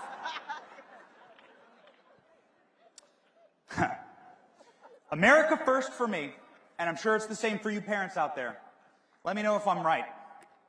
America first for me means saving this country for my children, my American children first. I'm going to fight for my American children, because a blessed generation is a generation that leaves the country better for their children, right? A cursed generation is one that destroys the country for their children and leaves them a mess. So that's what we're going to do together, right? We're going to save this place for our kids. That's what being really pro-life is all about, and that's what loving your country is all about. We just welcomed our newest fourth child, born on Inauguration Day, baby Whitaker, the golden boy. That's my little family. That's my motivation.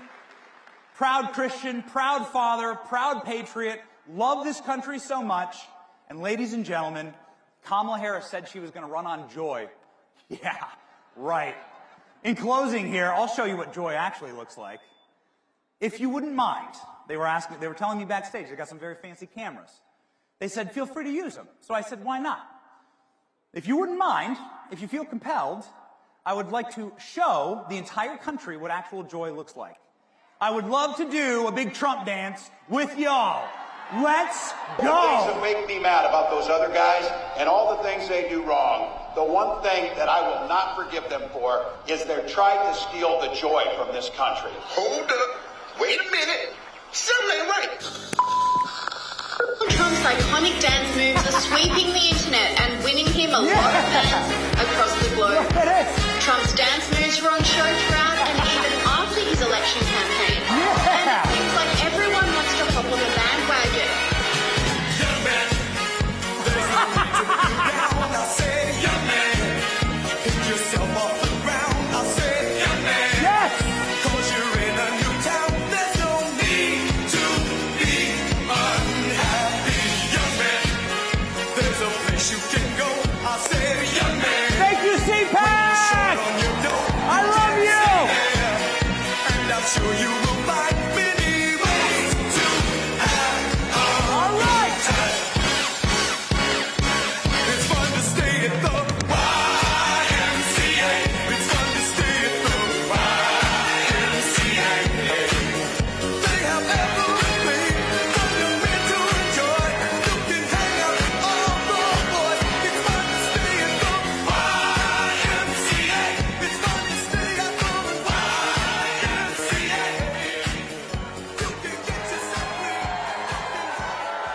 Ladies and gentlemen, please welcome Senior Editor at Human Events, Jack Posobiec.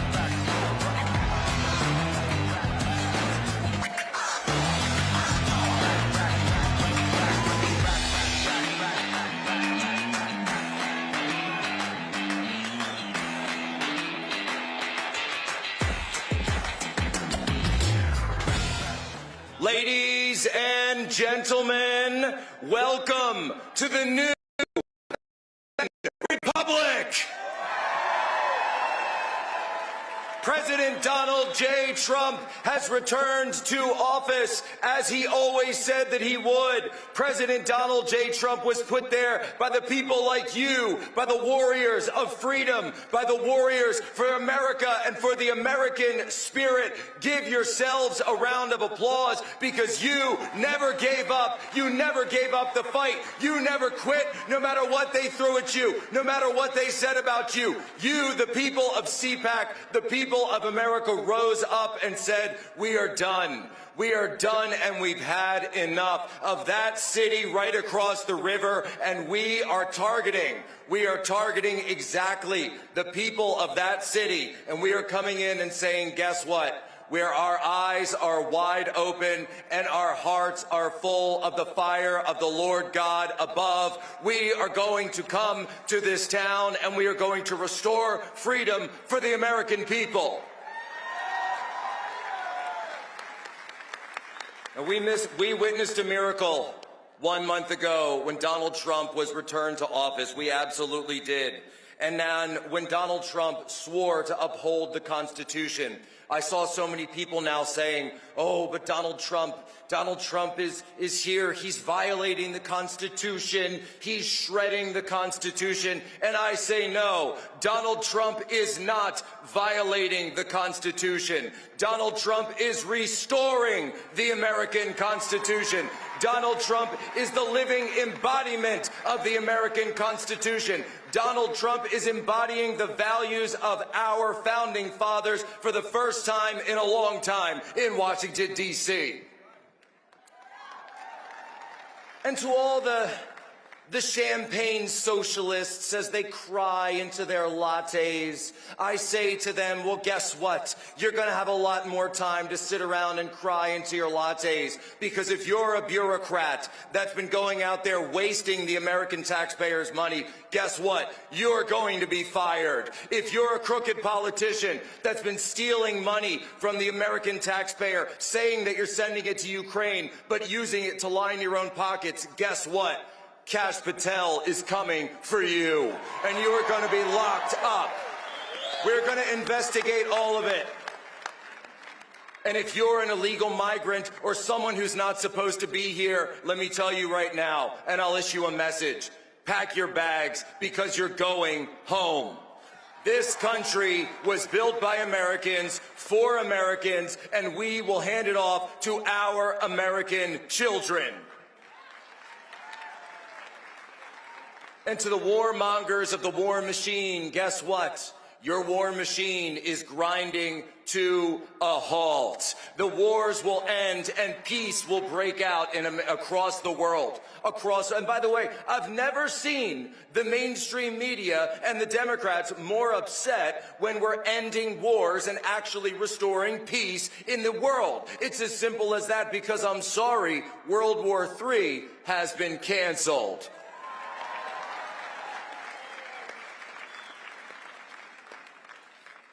And just like the Minutemen at Lexington and Concord, just like the Patriots at Bunker Hill, and just like a Patriot at Butler, Pennsylvania, Donald Trump understands that we are in the tradition of those who fought for this country when this country was on the line. That's what all of you are. That's what this man has done. And look at the team that he's put together around him.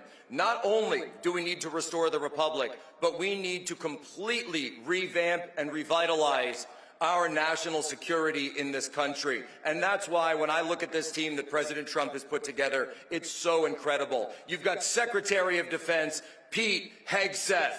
You've got your CIA Director, John Ratcliffe, who's now overseeing the largest layoffs at the CIA in 50 years. Oh, no. Oh, no. A Director of National Intelligence, Tulsi Gabbard, who had the power and the temerity to call a lie for a lie and to tell the truth. And I will tell you, ladies and gentlemen, if wars can be started by lies, then peace can be started by truth. And then, as we saw yesterday, our new Director of the FBI, Kash Patel, who's going to be overturning all of the tyranny that's come out of the J. Edgar Hoover building. He's going to be overturning it. We're going to go after the real criminals. We're going to go after the pedophiles. We're going to go after the traffickers. We're going to go after the illegals. We're going to go after the cartels. We're going to go after the foreign agents in this country. And yes, that includes the foreign agents that are working and have penetrated the United States government and the United States Congress. We will count every single dollar. And if there's money that shouldn't be in your pocket, oh, you are going away for a long, long time. That's what it means to restore justice in this country. That is the greatest effort, because President Trump came up and he found the destiny of the American people lying in the gutter. And he picked it up with his bare hands and he yelled, "Fight, fight, fight!" And the American people delivered their mandate to him and put it on his head. And as President Trump himself said just a few days ago, a man who saves his nation violates no law. That is the way forward in America. We have to understand our Constitution gave the sole elected executive power to the President of the United States. And I say to these crooked judges out there, to these local judges who say that they can block the executive from controlling the executive branch, guess what? You are going to have a very rapid meeting at the United States Supreme Court, and all of your power will be struck down. And you know something else? We're going to take a look at that impeachment clause as well. Because we're done, ladies and gentlemen, we're done. And I'm here to deliver a message to all of you. Because it's as simple as this: the American people are back. For my country, for my family, for your family. When President Trump was put to the test, to the ultimate test in Butler, Pennsylvania, we saw how he answered. Because the American people have woken up, and they've woken up for sure. Because, folks, it's as simple as this. President Trump said that when he was down behind that podium, and think of it, you've never seen President Trump like that before. You've seen him raise his fist before and punch it in the air and lead great crowds and great rallies. But in the moment just before that, what did you see?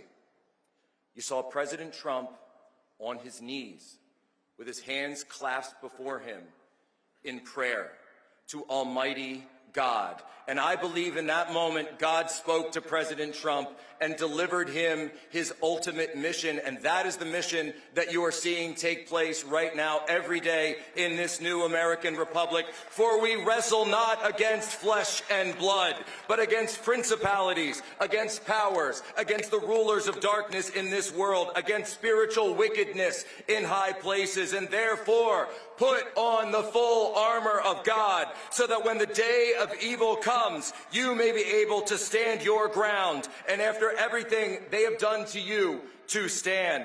I can't tell you what the future will bring, ladies and gentlemen, but I will tell you that victory is not measured when Donald Trump wins an election. Victory is not measured when Donald Trump returns to office. Victory is only measured at the final day, when we pass on this republic to our children, and our children asked us, Mom, Dad, what did you do when America was on the line, when the revolutionaries were trying to take over and destroy this country?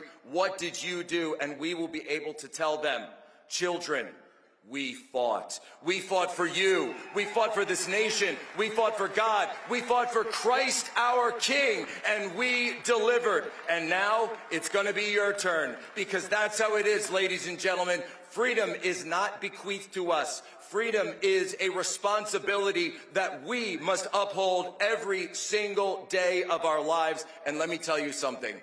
You will never deny freedom to our children. You will never put our children in shackles again, because we have stood up and we are never going back to the way things were before. God bless all of you. God bless CPAC, and God bless the United States of America.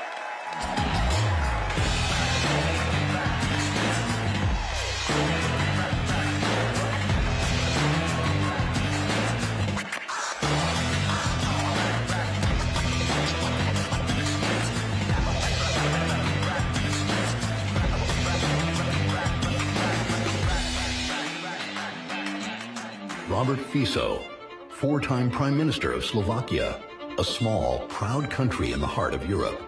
In May last year, an opposition activist tried to assassinate him for his policies.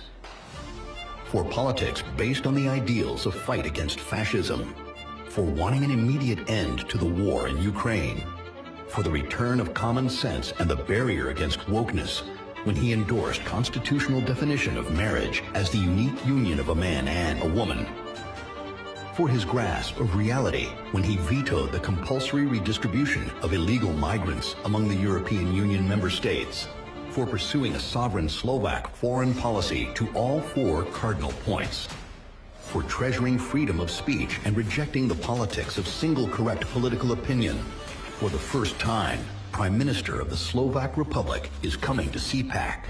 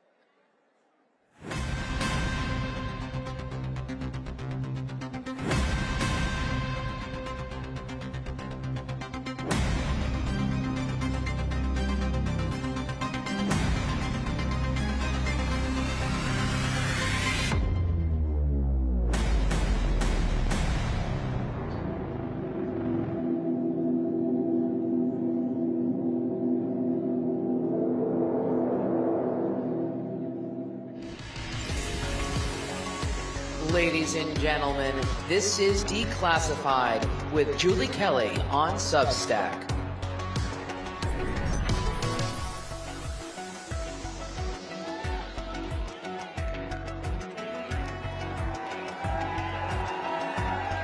Hello, CPAC.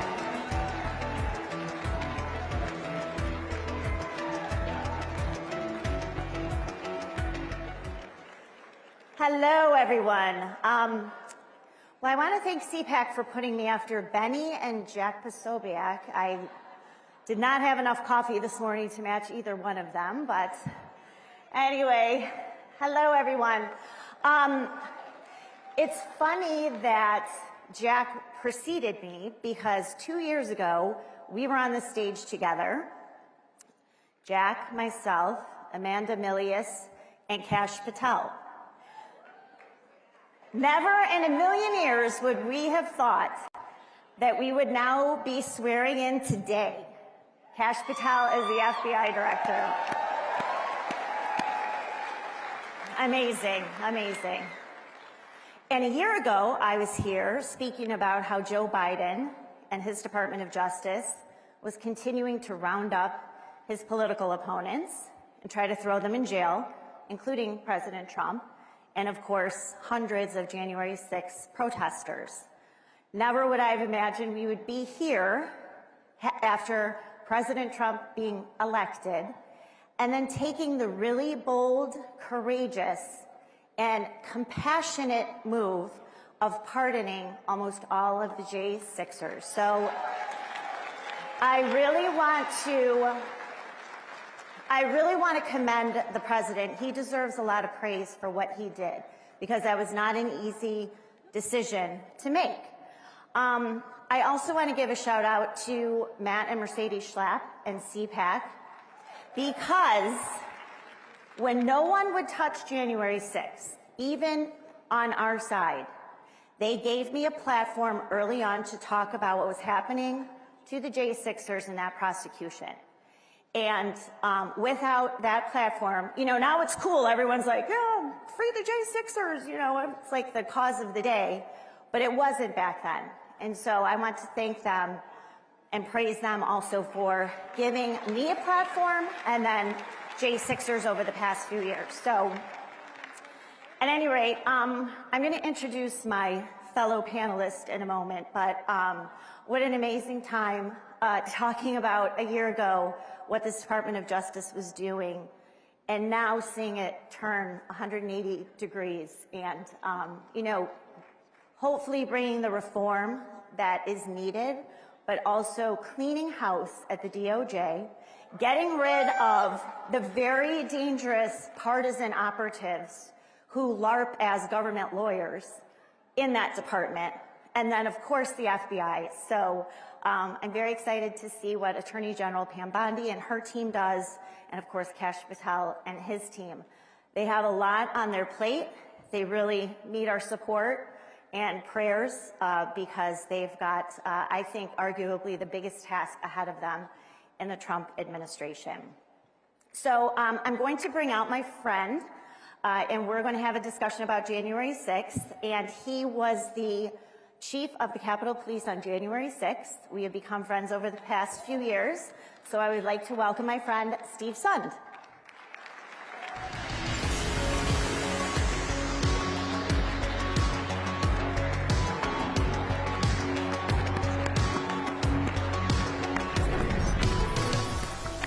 Want to go here? Oh, no, I go. Perfect. Thank you very Hi, much. Chief. Hi, How are Julie. you? Doing well. So Chief, why don't you tell a little bit about your background, and then we'll kind of talk about January 6th and your experiences. Absolutely. Great to be here. Thank you, everybody. Thank you, CPAC, for allowing me to be here. 30-year law enforcement veteran, 25 and a half years, a little over 25 with the Washington, D.C. Police Department, where I handled all the major events, 2001, 2005, 9, 13 inauguration, 17, when I was up at Capitol Police. Done a lot of major events, a lot of barricades, a lot of tragic stuff, but loved being a police officer up until January 6th.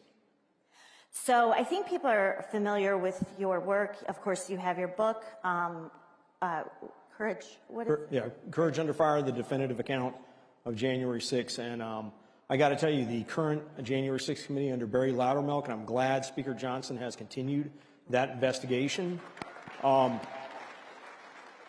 You know, they refer to it as the definitive after action because there's just way too many politicized people's opinions, reports out there. I just want to provide the facts. It's much like I police. You know, my thought on policing and politics is it shouldn't matter to you what political leaning I am, and it shouldn't matter to me what political leaning you are during a traffic stop, a First Amendment activity, or if you call 911 for help, you should get the exact level of service no matter what. And that's kind of how I wrote the book. Just the facts.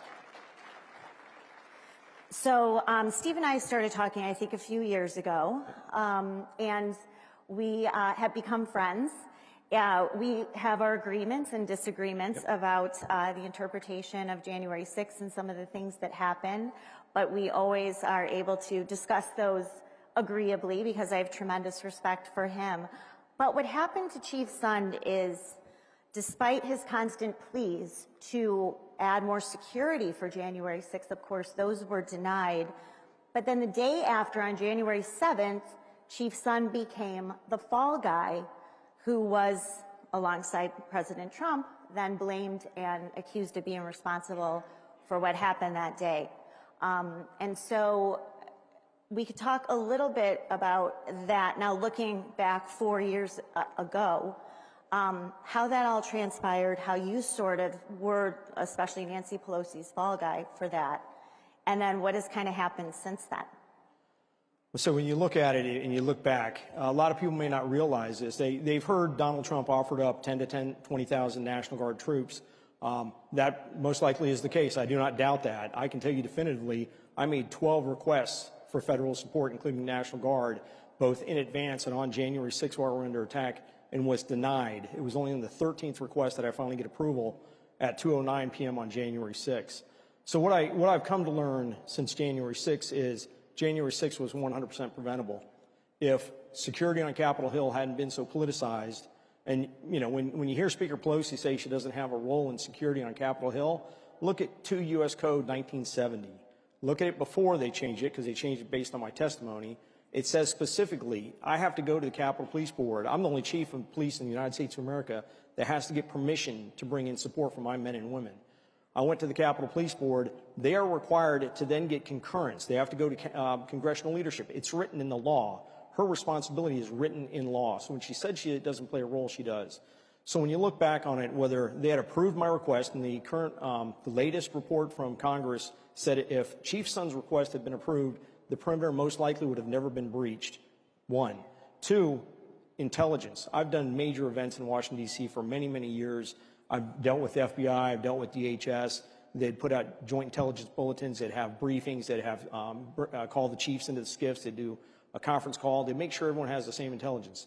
Intelligence was handled differently, especially even within my own unit.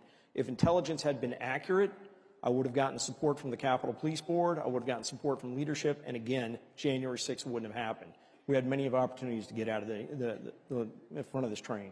I think, too, we've talked about, and you've discussed during congressional testimony and also just interviews, what are some of the things that you've learned over the past 4 years that you didn't know about that day? For example, not being alerted about the presence of FBI informants.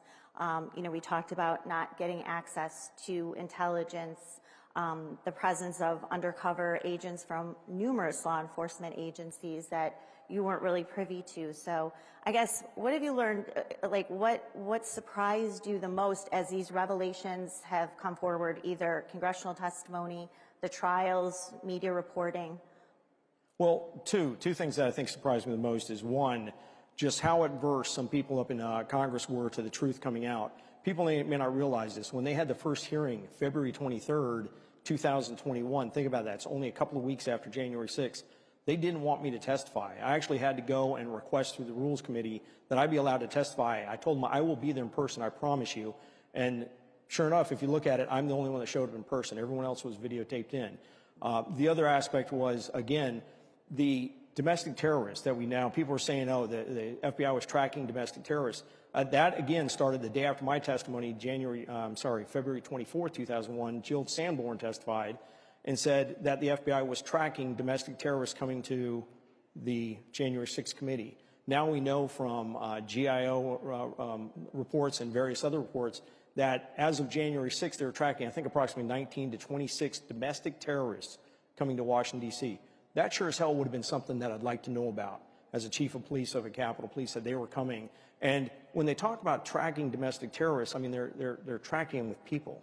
They're not tracking them with, like, the janitorial crew. They're tracking them with people. So it's not unusual for undercovers to be in the crowd. You're talking about major events in Washington, D.C. It's probably a SOP, but it would have been great to know that. So a little bit your experience with the January 6th Select Committee, who now, of course, all of the members and all of the staff were pardoned by Joe Biden.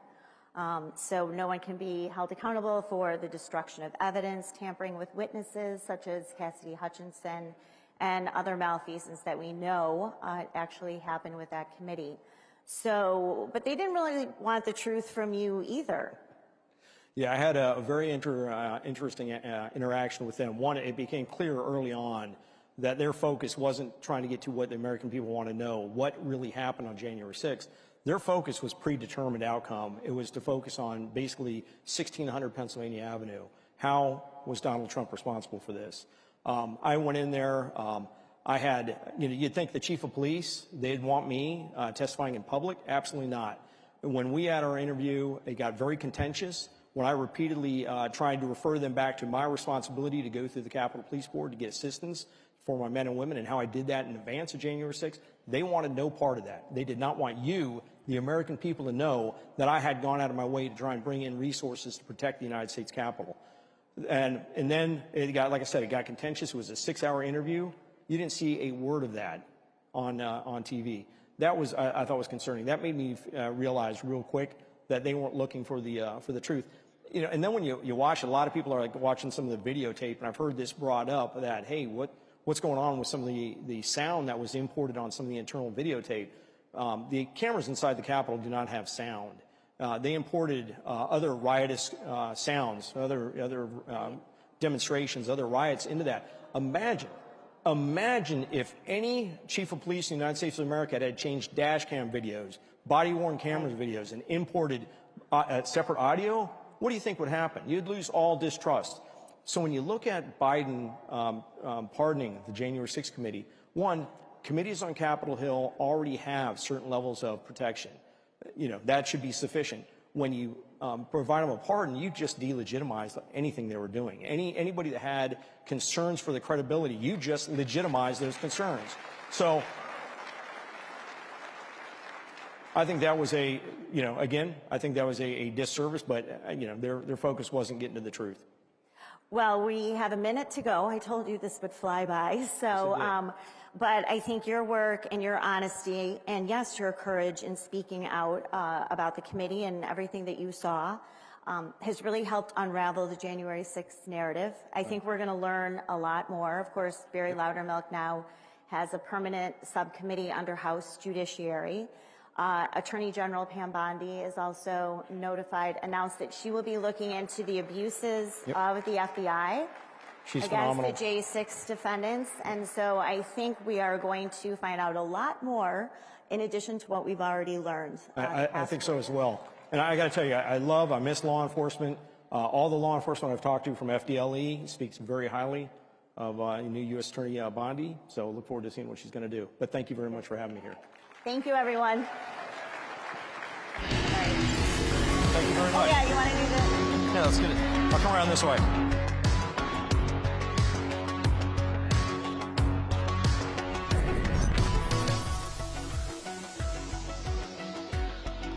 Thank you. Everyone, thank you.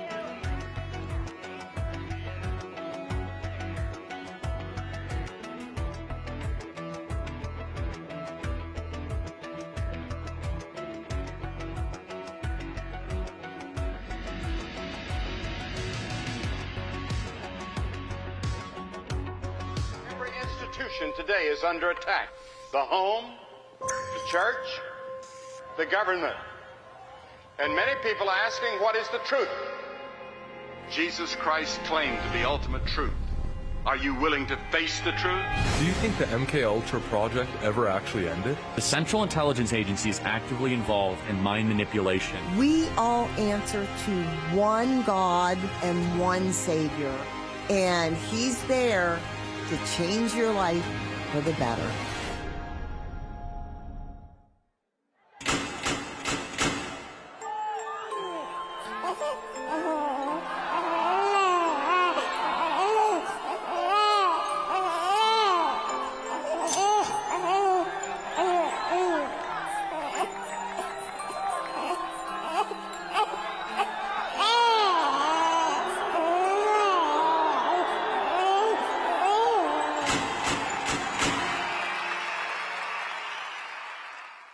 Freedom, sovereignty, prosperity. The Patriots for Europe Foundation is on a mission to make Europe great again. Globalist elites have led Europe into a dead-end street. Violent crime has surged because of mass immigration. The Green Deal has put the future of the European economy at risk. Fake NGOs and the massive bureaucracy in Brussels are interfering in our democracies. Patriots must take action. We bring analysis. We organize debates. We build the network of patriots to challenge the woke narrative head on. Patriots for Europe Foundation. Hey, it's Matt Schlapp with CPAC. You know, we've had a huge problem in this country with election fraud. But at CPAC, that's not a problem. Our only problem is getting each and every one of you to vote. So look at your badge. You have a number on that badge. And get your phone out and vote on all the issues that matter. And my guess is you probably like what Trump's doing as well. And we'll have the results for you very soon. Being woke is easy when it was just a call to defund the police or end capitalism, right? It's a little different when your fellow ideologues start cheering for your beheading. And here's a question. This next video, does this look like London to you? The pro-Hamas protests making for a very interesting political moment at Harvard. A university recently ranked the worst school for free speech in America. What would Harvard do in a moment like this, we all wondered? A school that will expel you for using the wrong pronoun and making a pink-haired trans girl cry. Well, in this moment, Harvard just miraculously transformed into free speech absolution. Apparently at Harvard, there's nothing offensive at all, even though everything's offensive at Harvard. There's nothing offensive at all about celebrating the murder of 1,000 people, including a whole bunch of kids.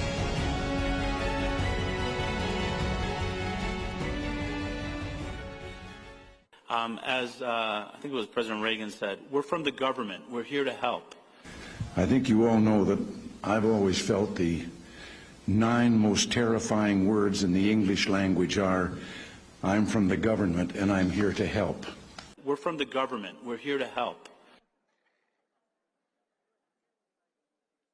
I, Donald John Trump, do solemnly swear. President Trump is back in the White House. Donald Trump won the presidency.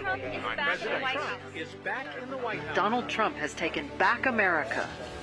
I actually started quite a while ago in CPAC and I enjoyed it so much that I came back for a second one, then a third, then I said, what the hell, let's run for president.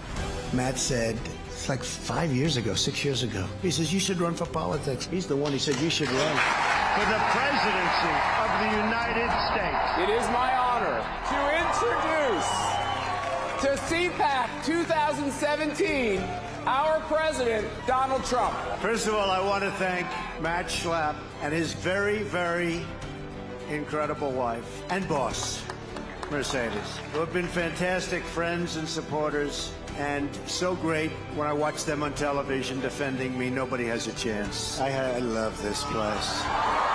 Love you people. You never stop fighting for America, and I will never, ever stop fighting for you. We know that there are still more records to be shattered, new summits to be scaled, more triumphs to be realized, and more amazing history just waiting to be written. The American adventure has only just begun. God bless America, and we will see you next year. Thank you very much. You never stop fighting for America, and I will never, ever stop fighting for you. Ladies and gentlemen, it takes a village, people. The MAGA Moolah Meltdown. Please welcome CPAC Senior Fellow Mercedes Schlapp, Senior Advisor United Against Nuclear Iran Hiba Willis, CEO United Against Nuclear Iran Ambassador Mark D. Wallace, and CPAC Chairman Matt Schlapp.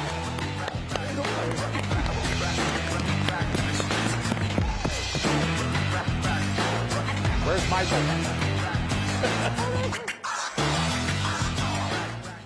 What kind of music is that? I don't know. Is that Iranian music?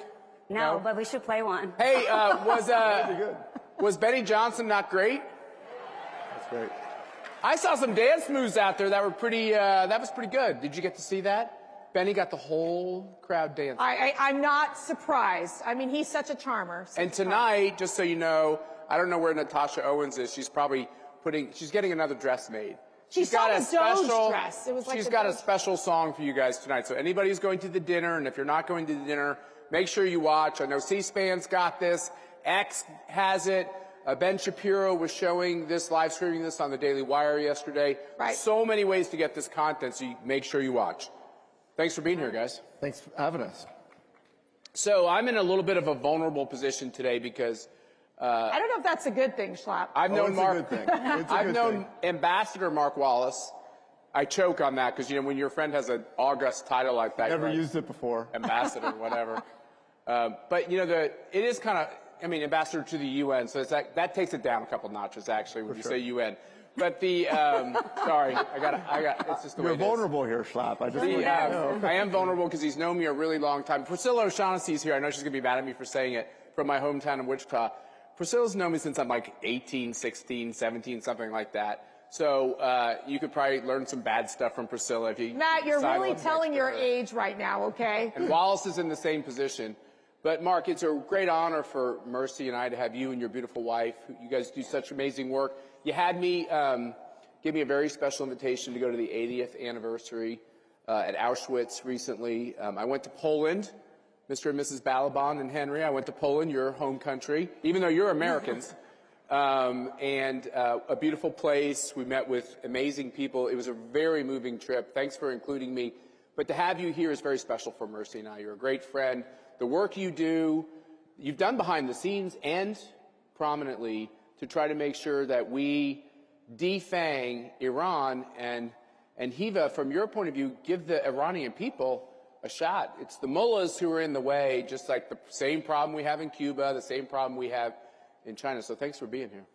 Guys, thanks for having me. And I have to do a little something to start this. Oh, no. Indulge me because it's a sentimental thing. I have to get some real thank yous out of the way and talk about what this is, because I've known them a very long time, and I've seen this grow, and I've seen what it's meant to the Schlapps.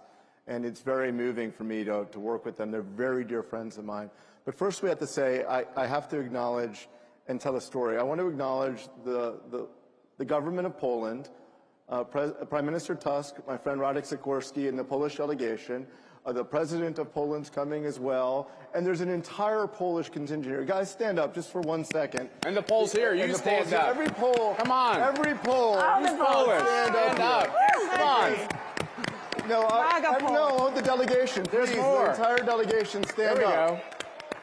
Because the reason why that's so important is Poland is here in so many ways, and their government is so wonderful. And I had a crazy caper to exfiltrate a drone out of Ukraine and work with our allies, the Poles, to sneak an Iranian drone out of Ukraine and fly it on a Polish C-130, and it's displayed here. They're great allies, and before the president even did it, they are the biggest NATO defense spender in the world. They spend nearly 5% already, and they are really the poster child of what we want a NATO ally to be about. And it's so great to be here, and all the polls to see them here. It's really exciting. Now, I was talking in the green room. It's, you know, the Schlapp green room, I guess. And I was talking to the Foreign Minister Sikorsky and Amanda McKinney, who's here, and I was talking Iranian drones and things, and this is what CPAC's about. All of a sudden, it turns out that Poland, and I didn't know this, is one of the great apple producers in the world. And Amanda, wherever she is here, produces incredible apples in Washington State. So immediately, the CPAC discussion in the green room that was about Iran drones turned into a apple diplomacy, and that's what this place Which could have easily turned into tariffs, so it could have gotten really fun, right? But it's a testament to what CPAC is about. And, you know, having known them, it's really what the Schlapps are about, because you can have a conversation with real people and important things and the binds that tie us together. And Matt and Mercy, I've seen you, and I knew you before you were Matt and Mercy. And to see that and the things that you do for our country and for all of us, you know, I just think we should give them an applause. I have to do that. I've known them a long time. But to Matt and Mercy, I mean it. You know I mean it. I'm totally hokey. Okay, you're going to make me cry. Let's get going. No, I think he just wants to get invited back. I want to talk about tough things. Hiva, you married this guy who is this anti-Iranian regime activist, anti-extremism activist. We have a lot of commonality. Your organization doesn't really get involved in politics. You're really involved in national security. We are. We get involved in politics, but there's a lot of crossover here. There's so much that we have in common, because at the end of the day, if it's not about human rights, God-given rights, what is it all about? And you must have this amazing experience of seeing Donald Trump's maximum pressure campaign that your husband had a lot to do with building, then this 4-year hiatus, which is everything to subsidize this radicalized regime. And now we're back to trying to bring the regime, not the people, the regime to its knees by depriving them of everything they could possibly need, including customers for their petroleum products. How does it feel to be back on the right track? It brings hope back. Let me tell you, the 4 years, it felt like a betrayal. It felt like a betrayal. All the money that President Biden gave back to the Iranian regime, not a single one of it went to the people to do anything good for this country. People suffered under, continue to suffer under this regime. This regime kills its own people, kills its young women, young men, that all they want is freedom, basic freedom of just not, how threatening is my hair right now to you? A young woman died, well, yeah, too. But a young woman dies on the street for just showing a bit of her hair. And President Biden did not support any of it. And to me, that was unacceptable. And thank God that President Trump is back, because this regime is scared. Let me tell you, all of its proxies are brought down to its knees. It is, if any change is going to happen, it is now, and this is the time. And I am so thankful for the maximum pressure being back on and all option against this regime. Because Hiva, you grew up in Iran. You spent time there. Yeah. Your family had to flee this regime.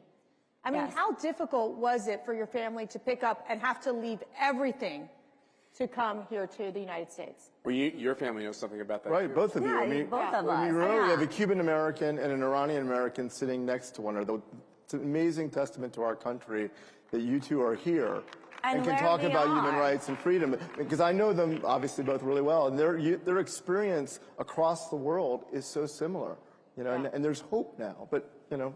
And where we have come this far, this country has provided so much opportunity, and just to the freedom and the opportunity that has brought us. I mean, I would have never thought I would be sitting here with you guys, with this amazing audience, talking about President Trump. And to me, this is a dream come true.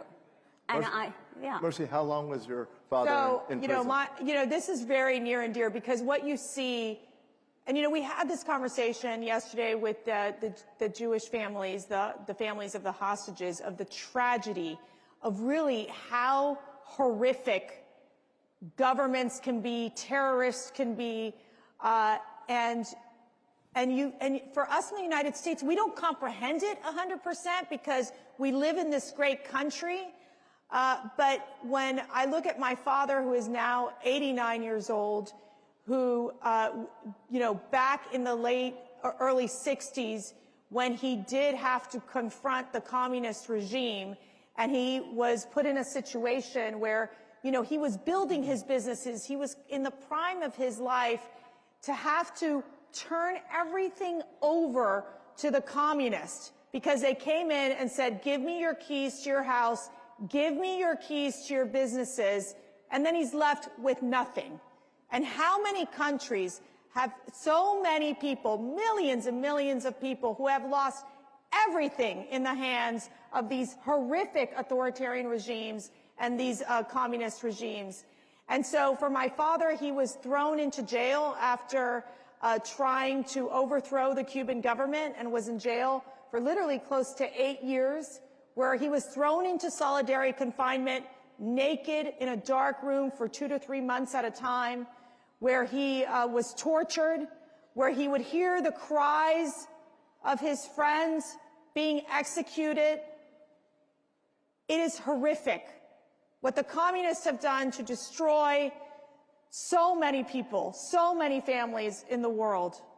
And when you ask my father, are you Cuban? Are you American? He proudly says, I am American. I stand for freedom. And you, my daughter, and you, my grandchildren, and you, my son-in-law, you have an obligation to protect this country. You have an obligation to protect the freedoms that are fragile in America. And that is my message to every single one of you in this audience. Let me just say one thing there. So, Agnieszka, I often say, well, you're Polish, you correct me. You say you're American. American. When I ask my father-in-law, or if I slip up and say he's Cuban-American, he puts his hand on my arm and says, I'm an American. This is a very, very important difference. There's nothing wrong with being proud of your heritage. But as Mark Levin, who is one of a real hero to all of us, says, we're not a nation of immigrants. We're a nation of former immigrants. That's a really important distinction. Her family, may her father rest in peace, Mir, he was a wonderful man. He said the same thing to him. I knew him before he passed. And he said, I'm an American. And her father and her mother gave up everything in Iran to move her and her sisters here to get a better life. Her mother couldn't speak English and still struggles with it because she had a harder time, came a little later, but they wanted a better life for their daughters. And that's an incredible experience, all in the face of oppression. And look, because of our friends, the Poles and the United States, President Trump, our friend Rick Grinnell, we were able to bring this Shahed 136 drone. Which everyone can go down to our CPAC Central and go see it. It's actually here the first time on American soil. Right. It's at CPAC. Go see this killing machine. And it's a good, important reminder to this regime, this barbaric, murderous regime that intends to tell you that it stands for some kind of godly principles, what an abomination they are. It's important for them to know that due to Mark's good work, that we're on to them, that we are going to make sure that we stop them, and that they should be, we said yesterday, around the globe, all the right people are sweating. That's right. They're worried.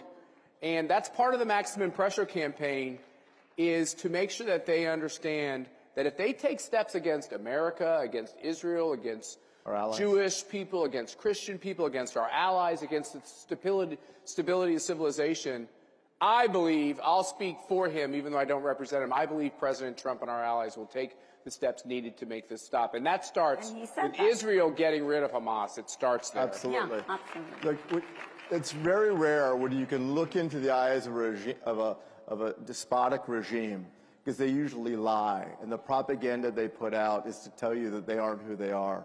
But that drone downstairs, that Shahed 136, is the ubiquitous terror weapon of mass destruction across the Middle East. There it is, Israel. right there on your screen. There it is, and we have it downstairs. It's been used against Israel. 3 American service members died on the sharp end of that because of, in my opinion, failed policies of the previous administration. Numerous service members have been injured. It's attacked our allies in Saudi Arabia, the UAE, across Syria and Iraq, and shipping in the Bab el-Mandeb in the Red Sea, even in the Persian Gulf. And of course, they've sent over 6,000 of these drones into Russia to attack Ukraine. And it is an indiscriminate terror weapon that kills innocent women and children. So every time you see an Iranian official, and we list them, say this propaganda, and they smile at you, the smiles that oppress their families, you'll look at this drone, and that's the true face of oppression. That drone is what they really are. So and thanks for bringing it here. I think it's important. The other person who was going to be with us today was the Crown Prince of Iran, who played us. You know, Mercy and I sometimes pinch ourselves because we have the most fascinating meetings at our CPAC headquarters. And he came to our headquarters, and we had this great conversation about his view for the government of Iran to be a secular government, and the government of Iran that would recognize the state of Israel, a government of Iran that would rid itself of this concept of fueling and feeding and funding terrorism. He's an important voice, and he wanted to be with us here today. Right, and we heard, we hope, he indicated his mother, the great Shabanu, is sick, and he had to return to Paris. The Shah of Iran's widow is alive. Yes, and apparently she was ill, and we wish her the best. And I'm personally disappointed that I didn't get to see His Royal Highness, and I know he would have been a valuable addition. But we have to figure out ways to support the Iranian people, just like we supported the Cuban people, because these are the oppressed. Any ideas? You know, we've been thinking about this. Should we do it? Should we make some news? Yeah, I think we should make some news. Why don't you make the news? Oh, man. Mercy, you're okay with the news, right? Yes. Because I always have to. I'm not having another baby. This is why. I would love to, but we're. Oh, she says that until someone puts a little baby in her arms, and then she starts. I could be a grandmother before. This is why. This might be harder than actually raising a baby. Let me just say. This might be harder. But it's worthwhile. We might have opened up a bad topic. But it is worthwhile, though. I will say this is one of the reasons why we're here as couples too, because I kind of saw how you guys operated at the museum that you're opening up on the corner of Auschwitz, at the corner of the camp where this horrible criminal lived, who was the camp Commandant. You watched the movie The Zone of Interest, the Huss house, Rudolf Huss. We don't like saying his name. I'll only say it one time. But the man that institutionalized the industrial scale slaughter of Jews and other people, Poles, Romans. A lot of Poles. Yeah, a lot of Poles. But millions of Jews went to their death looking at that house. It is the true face of evil. We managed to put and you were there, we put a mezuzah on the front door of that house after 80 years. Yeah, and I got to touch it. It was incredibly meaningful. It was so interesting when we put that mezuzah on. Sometimes you just do things and you don't realize. And we put it on that door. We observed the halakhic principles in doing it, and we just did it. And everybody, Jews, non-Jews alike, wanted to go touch that mezuzah, and it's become just a real rallying point. It's an evil place. It's a wonderful U.S. I will say it's an evil place. I felt evil there. I didn't like being there. So it's very important that we take evil places and try to, make them more holy. And we got to teach We got to teach the people. We got to teach the people that these tragedies, these genocides, they happen. They have destroyed communities. They have destroyed families, and it must stop. So let me just say one thing. I wanted to say this one thing. It's really important. So we had a great tour guide at Auschwitz, and I'd never been to a concentration camp, a death camp, a work camp. On purpose, I hadn't gone. Because I already know I think it's terrible, and it upsets me so much to even be there. But one of the things I learned was the initial intent of Auschwitz was to kill political prisoners in Poland. So many Polish people were killed who were trying to stand up to authoritarianism. Is this right? This is right. And this is the story for America. I'm not comparing it to that. I'm simply saying the lesson I learned was, whether you're talking about people that are persecuted by the government, we've had this whole conversation with Julie Kelly here, what happened to people that felt like the last election had fraud, and we have all these J6 victims. You have all these people who couldn't even speak their mind, that had their Facebook page canceled, while the mullahs have their Facebook page, Donald Trump and others people have their Facebook page taken away. The lesson of all of that is, when you snuff out political speech, that's just the beginning, and it can lead to even worse things. So you're right, sweetheart, we have to really understand our history. So part of our understanding our history is calling out the bad guys now, right? Absolutely. Ambassador Wallace? Absolutely. So how do we do that? Well, I think one of the things we have to do is think about how we can help the oppressed, right? How do we rally that? And look, we've operated, when the Crown Prince was supposed to be here today, we can do something to try to help organize that diaspora. It's a diverse diaspora, different people, different competing influences. And look, like any diaspora, mercy the Cuban diaspora, there's a lot of, at times, friction. But if we can do something to show that we stand with these diasporas, as diverse as they are, and bring them together in one roof, the moment the unity is shown against these despotic regimes, it's the first day of the last day of those regimes. So what do you think? I think we should look at the title of this conversation.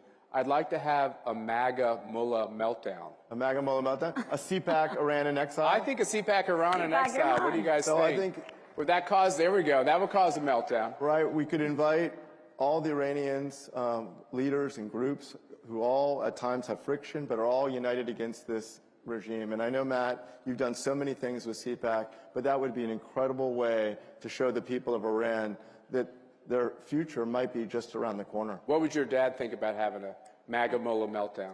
It will be a big task, but it is worthwhile, and we have to Let's do it. That's the only way. Will you guys join us? You guys got to show up. Don't worry, we're not going to Tehran. Yeah, we'll do it here. We're going to go someplace closer. All right, thank you all. I will not be participating if it's Tehran. That's right, not doing that. Thank you all for being here. Thank you for bringing this weapon of mass destruction. Make sure you go down to the CPAC Central to check it out, and we got so much more going on today, so just don't leave the room for very long at one time, okay? God bless you all, and thank you all for being here.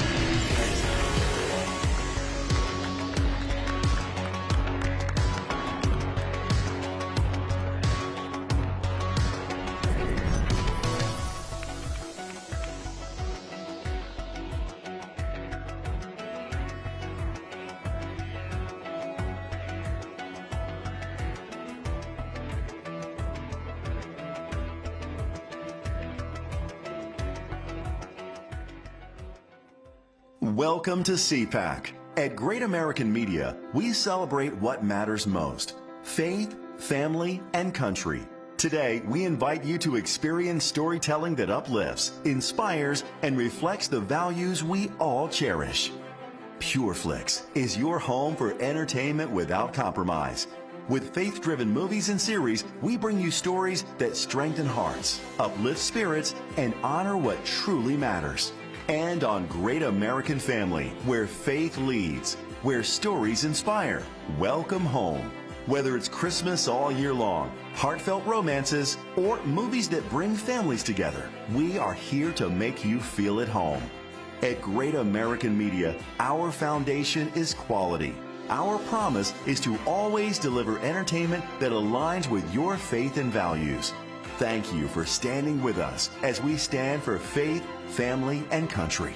Enjoy CPAC. And remember, when you choose Great American Media, you choose entertainment that lifts you up.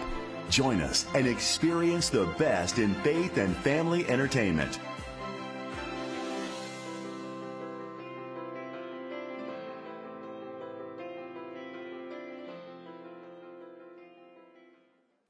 Wherever human freedom is under attack, in courtrooms, legislatures, and the public square, we stand ready to defend it. This is why Alliance Defending Freedom exists. Supreme Court victory for a Christian woman who was taken to court for standing firm in her beliefs. The First Amendment follows a golden rule. If we want to protect speech for ourselves, then we need to protect it for others. A video released this week by ADF International has attracted over 34 million views and even attracted comment from Elon Musk. It concerned a pair of Swiss parents who've had their child taken away from them because they objected to her gender transition. We're not just here to stop the erosion of liberty for this moment alone. We are here to keep the door open for the gospel. And when the gospel does its work, truth doesn't just hold its ground. It advances. It sets people free for generations to come. This is our mission at Alliance Defending Freedom. Every institution today is under attack. The home, the church, the government. And many people are asking, what is the truth? Jesus Christ claimed the ultimate truth. Are you willing to face the truth? Do you think the MKUltra project ever actually ended? The Central Intelligence Agency is actively involved in mind manipulation. We all answer to one God and one Savior, and He's there to change your life for the better.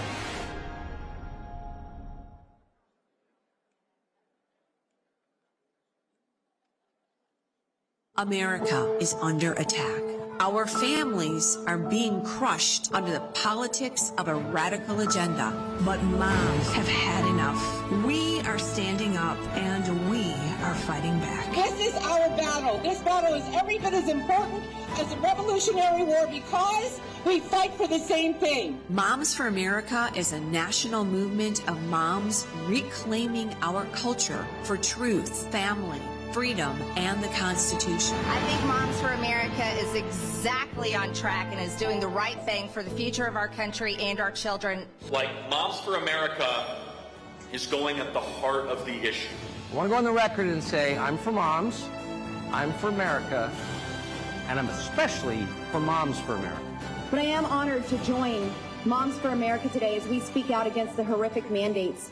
With a national network of over 500,000 mothers, Moms for America is one of the fastest growing movements of women in the country. Well, the most dangerous place in all of nature is between a mama bear and her baby cub.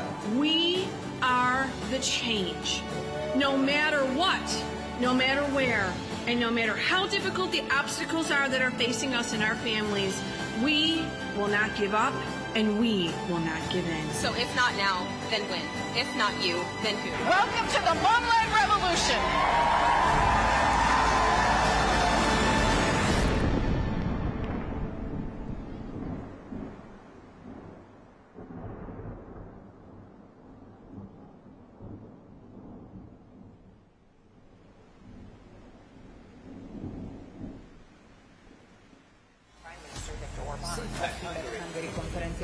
Hungary. CPAC Hungary, the Hungarian version of the annual super conference of hard-right U.S. Republicans, has begun in Budapest. Hungary's authoritarian Prime Minister Viktor Orbán. CPAC is doing a special event from Hungary in May.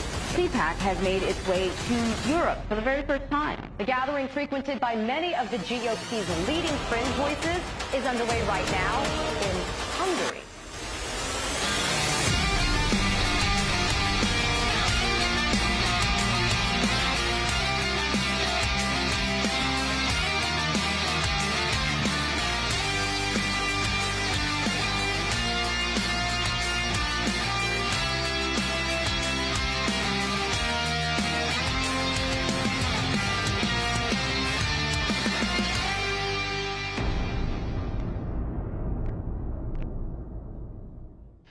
Ladies and gentlemen, please welcome Chairman CPAC Hungary, Miklos Santo.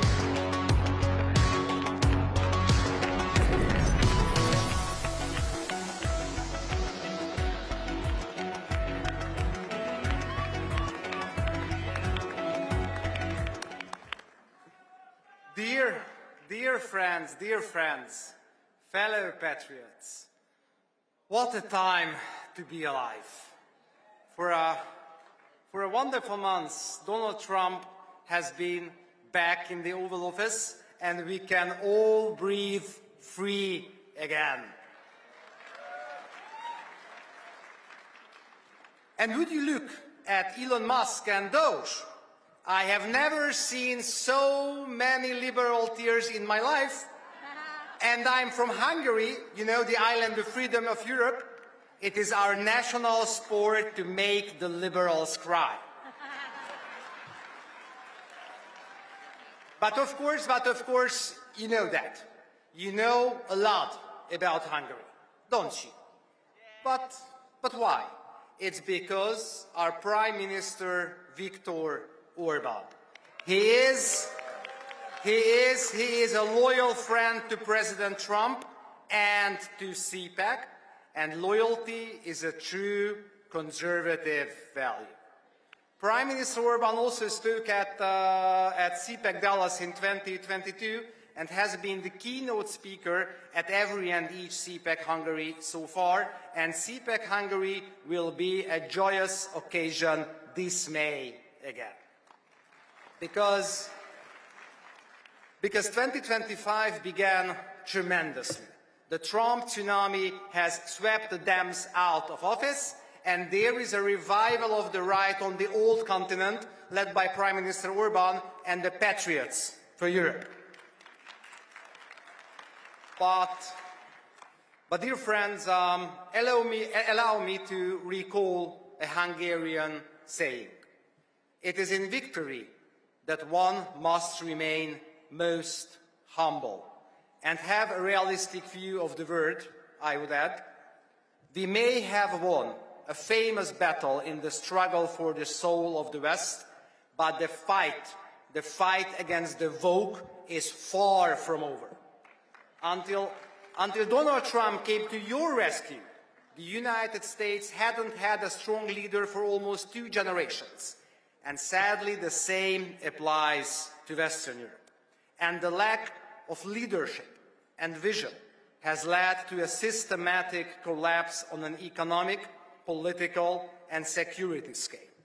The disease has spread to every and each level of our societies, but its roots are cultural, and culture is a matter of national security. When Elon Musk let the Doge loose at USAID headquarters, he was targeting the root cause: corrupt, malicious, Marxist propaganda poisoning the well of our civilizational greatness. But USAID was only one of the heads of the woke hydra. The left's geopolitical manipulation machine also operates through Hollywood, Brussels, the UN, the Washington swamp, the big media, the Ford, the Gates, the Rockefeller foundations, and of course, George Soros' Open Society Network.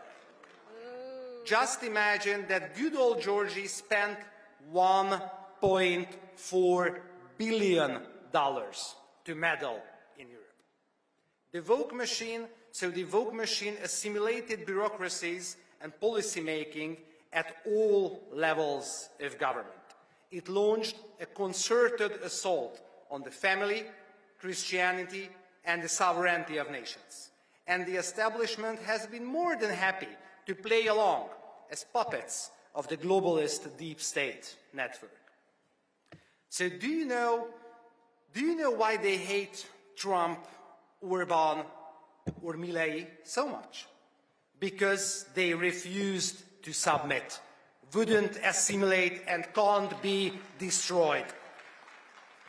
And now it turns out that they were right all along.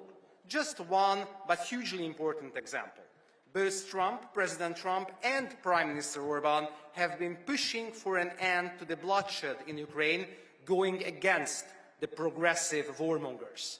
And now, with the new sheriff, your new sheriff in the White House, peace negotiations have finally begun, and it's really shocking to see supposed pacifists whining that the war might be over.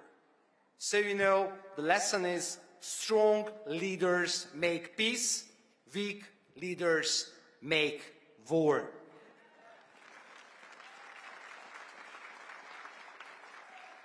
And our civilization is not lost as long as such visionary and charismatic leaders can rise in the Americas and Europe. But in order to cut off every single head of the woke hydra and break the great geopolitical manipulation machine of the left, we must unite our forces. You conservatives, we respect the past, so we should write the future too, and so we will win,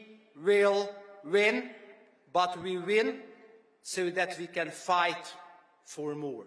Fight for normality over green jihad, fight for the family, the best thing humanity invented so far, over wokeness, fight for political leadership over bureaucratic dictatorship, fight for national security over open society, and fight for peace, securing life for future generations over the ideology-driven bloodshed of war. You know, life is much more than a struggle for self-preservation. And what it makes it more is precisely what it makes it truly beautiful and meaningful to us.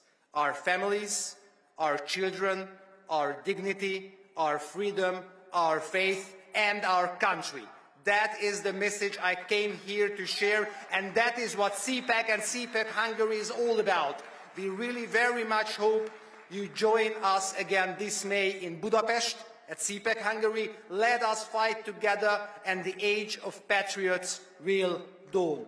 With a firm reliance on the protection of divine providence, let us be confident that the best is yet to come.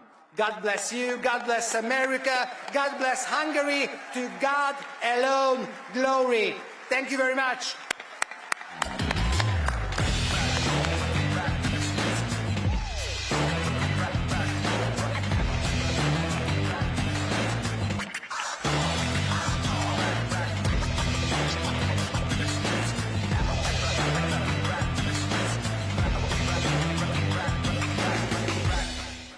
I switched. I switched. I switched. I made the switch to Newsmax. We start this morning in Washington, where all eyes are on the White House. I switched to Newsmax. Newsmax. Newsmax. Have you made the switch? You bet I did. My whole family switched. Everyone is making the switch. I did. I did. I switched, and it made all the difference. It made all the difference.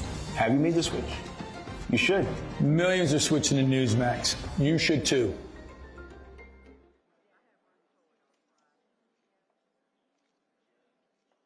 America is under attack.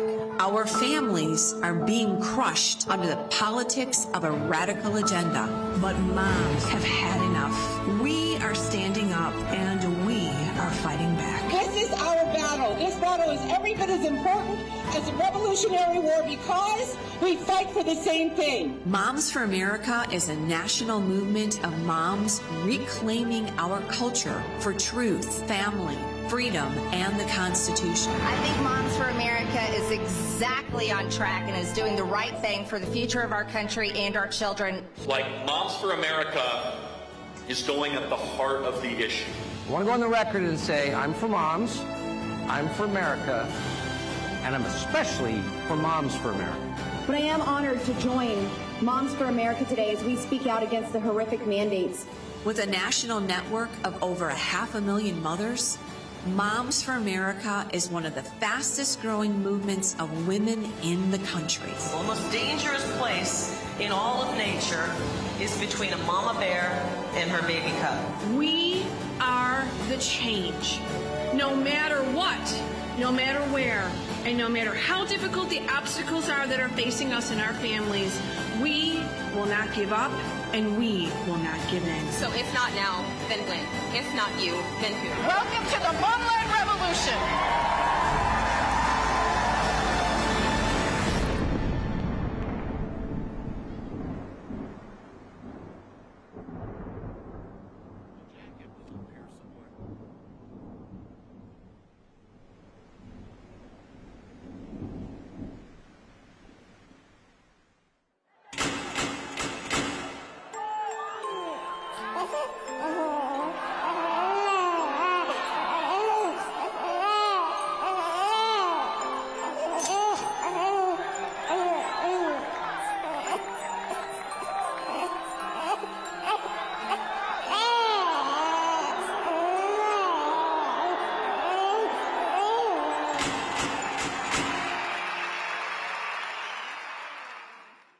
institution today is under attack.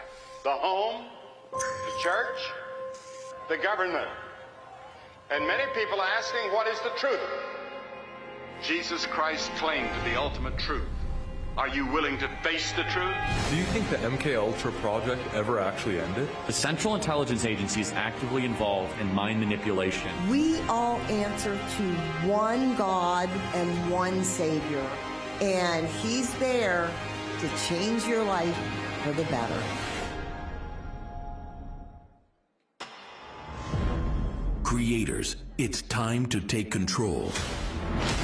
With Bursts, you create impactful content in seconds. Powered by blockchain, your content and earnings are protected, transparent, and yours to control. Play TV isn't just a platform. It's a community of creators building a new future together. Your freedom starts when you press play. Hey, it's Matt Schlapp with CPAC. You know, we've had a huge problem in this country with election fraud. But at CPAC, that's not a problem. Our only problem is getting each and every one of you to vote. So look at your badge. You have a number on that badge. And get your phone out and vote on all the issues that matter. And my guess is you probably like what Trump's doing as well. And we'll have the results for you very soon. Ladies and gentlemen, this is Inclusion Delusion, Hollywood Survivors. Please welcome President and CEO, Great American Media, Bill Abbott, actor and filmmaker, Dean Cain, and your host, co-host of Morning on Merritt Street, Fanchon Stinger. Wow. Which one? That's her. I know I'm going in the middle.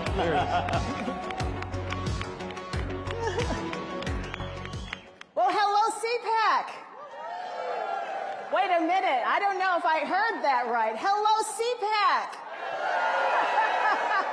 Well, we are delighted to be with you this afternoon, but there's one thing we're going to get started and declared right off the bat. CPAC, revival is here.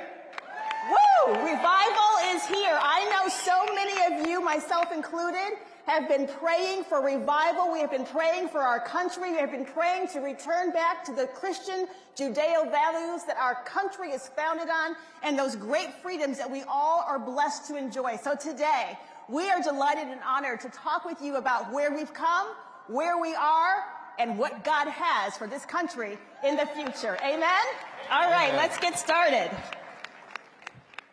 Well, Bill and Dean, it's surreal to be able to sit here and have a conversation with both of you because both of you are so integral in terms of this journey we have all been on.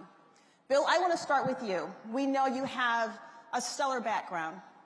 You have led the faith and media movement with your positions throughout the years. Now you're with the Great American Media Corporation. You're leading that. There's so many projects that you have now, more that are coming.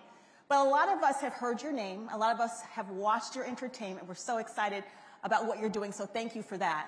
I want to start with something that I don't know that you have touched on in public. But we're among family, so we're going to do it right here, right now. You were previously with the Hallmark Channel, and all of a sudden one day you were gone. And you have not really given us the behind the scenes, the scoop, that's what our journalists like to get, in terms of what really happened. Would you like to talk about that for the first time right here publicly? Of course, sure. I'm dying to hear your story. I really want to hear. Well, we worked together a lot at that time. Yes. And we will work together. At the Hallmark Channel, but amazingly, after you left, I didn't work at the Hallmark Channel anymore. Well, you're next after he tells his story. Your story's coming. Yes. No. Well, you know, so we had a great team at Hallmark that built an incredible franchise and a great brand and a network and a bunch of networks, actually. And we got to the point in 2017, we were #1, fourth quarter, with Countdown to Christmas, and very successful. And at that point, though, you could see the change in, you know, the chairman and the management at the parent company and the family to become much more woke and DEI driven, very DEI driven. And so, you know, they were in DEI before it was cool to be in DEI. And the reality of that was that we were serving an audience that was focused on family-friendly content and faith-based content, that they wanted traditions, they wanted values, they wanted to see that expressed on TV. And so there was tremendous pressure from the family to make changes. So at some point then you decided, and you stood up and had the courage to say, I'm not going along with this. I heard, and maybe this little birdie told me the right information or the wrong information, but there was an incident that happened with the White House tree lighting. Well, this was really the beginning of really seeing this become public or become evident to me. We were chosen to host and televise the White House tree lighting. It was President Trump's first time doing the tree lighting. And there was an article in The Hill that said, Trump White House partners with Hallmark Channel for Christmas tree lighting. And it was wildly successful. It was the president's first tree lighting. We had talent there. It did big ratings. It was a big part of our Christmas presentation. And the reaction was, at the time, that's not so good. And you're either with humanity or you're against it. That's what you were told? Yes. And what was your response? Well, at the time, you know, I was totally shocked. We had an incredibly successful business that was thriving, and we were, you know, by any measure, we were told for many years we could never be successful as an independent, that we were just, you know, in over our head. We wouldn't be able to survive, and we were hugely successful. So, you know, I kind of took it with a grain of salt. At the time, though, I was, you know, very shaken by that thinking, and then you saw it become more pervasive over the next couple of years. So, you know, and we had an audience that was so loyal, loved what we did so much, and they had nowhere else to go on TV. There are many places. Any place you want to go, you're going to find different type of content that is not family-friendly and values-based. When you're faced with something like that, there had to be a level of heartbreak there, because you've poured your life, you've poured your career into that, you've poured your mission, your testimony, your own personal faith into that, and when you come to a moment like that... And reading notes from viewers who were just so disappointed with, you know, what the direction is heartbreaking. Wow. Dean, you were with Hallmark Channel as well. Of course, you guys have a history. And you left. Tell us a little bit about your personal experience. By the way, did I host that Christmas meeting? I did host that one. As a matter of fact. Did you know that was going on behind the scenes at the time? No, I was too busy working for him. I didn't know that was I didn't realize that was the feedback, which is amazing, because I remember it being a very successful event. It was great fun. And, it's shocking to hear that. It's actually ridiculous. And, you know, when Bill left Hallmark, I was shocked as well, because I had been doing a lot of films for them, and I enjoyed them so much. I'm a single father, and I wanted to make a lot of content that my son could see and my family could see and be around that, and that I wanted to watch. And you really built an incredible brand. Absolutely. And then all of a sudden, Bill was gone, and my phone never rang from Hallmark again.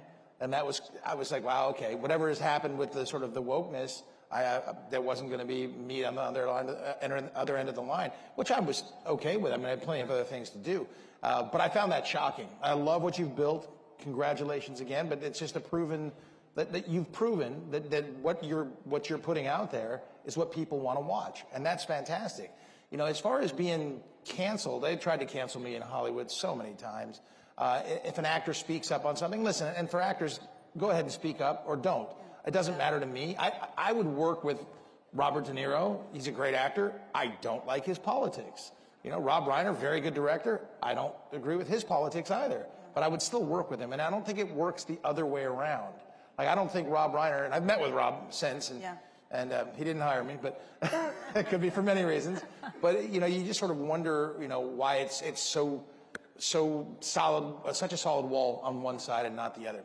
So I don't think I've ever really been canceled, because I continue to work constantly, and I voice my opinion, and thank you. Well, absolutely. There is an element of courage when it comes to pressure from the world. And as Christians, we need to understand that we are called to be bold. We're called to be confident, and we're called to operate in excellence at all times. It's interesting because now there is a headline of an article in the New York Times that reads, This ought to be good. "The woke movies era is over." That was the New York Times. Absolutely. And I want to read this other, because I want both of you to kind of speak to this, because you have been on the forefront of leading by example when it comes to standing up. There is a cultural shift. This is a quote. And this cultural shift is not merely a trend. It is a revival that has the potential to reshape society in ways that will make the powerful take notice. It is not about political parties, yet its impact will be felt across the political and cultural landscape as young people find hope and identity in Christ and step up as the next generation of leaders. That is where we are. Are you sure that was the New York Times? That was not the New York Times. Oh, that part wasn't. That Okay. was the Christian Post. There we go. There you go. The New York Times has declared woke movies that era over. With that being said, Bill, what is next for Great American media? Well, we're going to be true to who we are. We will never compromise our values. We will never change. And we don't care what the environment is. We will be serving the viewer, which we believe, by the way, is the vast majority of the country, who want to see faith-based content that's family-friendly and supports the country and isn't derisive of those elements. So we will never change who we are. What is the importance, Dean, because you have been very outspoken, like you said. It is not the majority of the country that was asking for the woke content that was being put out. I work for Dr. Phil's Merit TV, and Dr. Phil has done so much research on this fringe that seems to have the microphone. You have challenged that. Talk about the significance of where we are right now and what opportunity we have to spread faith, family, and traditional values. Well, you kind of don't have to look any much further than what Bill has done at Great American Media. Yeah. There's a reason that folks have flocked over there. I'm not sure about the Hallmark numbers anymore, but I got a funny feeling they're not as good as they used to be, my friend, and I think your numbers are up. People go and watch what they want to watch, and they'll find that, and I think that's wonderful. Andrew Breitbart, who was a friend of mine, once said that, politics are downstream from culture. When you're making content like Bill is making and putting out there, people want that, and they will come to it, and they will see it. And I think that's super important. I love making that stuff because I want my son to be able to, watch this. Now, he's 24 now, so he's getting into different things. But when he was in high school, he was at a Christian school, and I did a film called God's Not Dead. I did not play a nice guy in that. And everybody watched the film, and the school went to see it, and they're like, dude, your dad's a jerk. No, he's acting. He's acting. But, I think it's so important to have those conversations, and those kind of films and shows, they have those families have conversations because of them. When you're putting out this other content for just a fringe number of people, they'll die. And that's why, companies like, I'm not going to pick on Disney, but Disney has not done a remarkable job with their franchises, rebranding, changing things, and look at the success that Bill has had. And I think it's wonderful. The courage to do that, though, is so incredible, because without talent like you in God's Not Dead, it isn't the franchise that it is. That's right. Thank you, good sir. I've had the opportunity to be in 2 of the God's Not Dead movies. We met at the Dallas premiere of God's Not Dead, In God We Trust. If you haven't seen it, it's a powerful movie because it mirrors what is actually happening in our society today. It's the spiritual warfare that we all are watching play out. Talk about this Gen Z revival that is happening. We're seeing it in sports with players. We're seeing it with coaches. Ohio State University, guys, they just had 2,000 young people accept Christ on campus. This is happening. So talk about how we're going to come alongside those young people and help catapult them into being the next generation of godly, faith-filled leaders. I think you talk about it openly and you have those conversations. If we had this conversation 3 years ago, oh my gosh, what a horrible conversation to have. But now it's okay to have this conversation. And he should. And my son's 24. Does that make him a Gen Z guy? Does that qualify as Gen Z? So. Does it? In that area. I was worried about our youth. I really was. Yeah. Until I started talking to him and some of his friends. And there's some common sense out there. Yeah. And I think it's wonderful. And so doing this, putting out content that they can watch and talk about, and showing them, again, politics downstream from culture. Put it out there and hopefully change the culture. And I think it's happening. How are you going for that audience? Because we know right now, looking at the statistics, Bible sales are up with Gen Zers. Young men are returning to church in droves. And there are young people who are really returning back to traditional values, faith-filled families. So now it's up to us to come alongside them and help them fly and shine. The woke left went so far in the other direction, and it was so offensive that it's moved people more toward, faith and family and country and supporting the values they love. Yeah. So I'm going to ask you, what are you working on? What do we need to be looking for? We have about a minute, 15 seconds left. What should we be looking from your company? And Dean, I'm going to ask you the same question. Wow. Well, we will. Give us the scoop. That's a big question. We want to work with him. We have two great, our two biggest platforms. Our flagship is streaming and is PureFlix, which we mentioned, and Great American Family. Both are great and successful, and we're very pleased with both. We have a lot of original content on both, original series, original movies, and we'll keep doing that. Awesome. I hope to work for him for a long time. That's what I want to do. And I want to keep making content that gets people thinking and talking. Sometimes I'll be the bad guy, but you need a good bad guy with a good message in the film. So I hope to just keep making more and more content and putting it out there and having conversations like this that further our nation and our faith, and I hope it's successful. And all of us as believers, we are part of this. Each of us has a role to play. So quickly, in 10 seconds or less, what is your message to everyone sitting in here in terms of their role in making this happen and getting this out in their communities? Support projects and channels and platforms like Bill's. I mean, 100% it. I mean, I give great support to it, and that support means everything. And be proud of it, and never shy away from it, never run from it, and always be who you are. And we will continue to give God the glory. Let's thank Bill and Dean Cain, and thank all of you. God bless you, and God bless this great United States of America. Thank you, fans.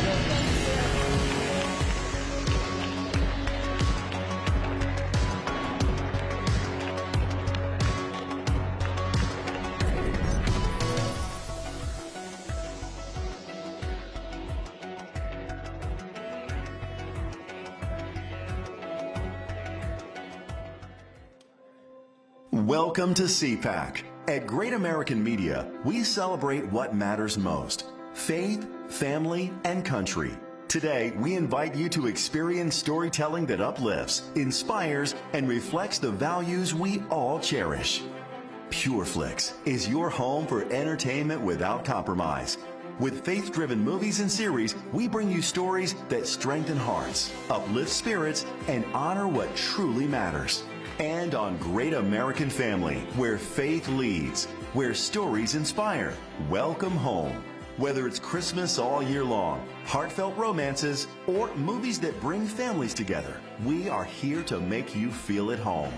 At Great American Media, our foundation is quality.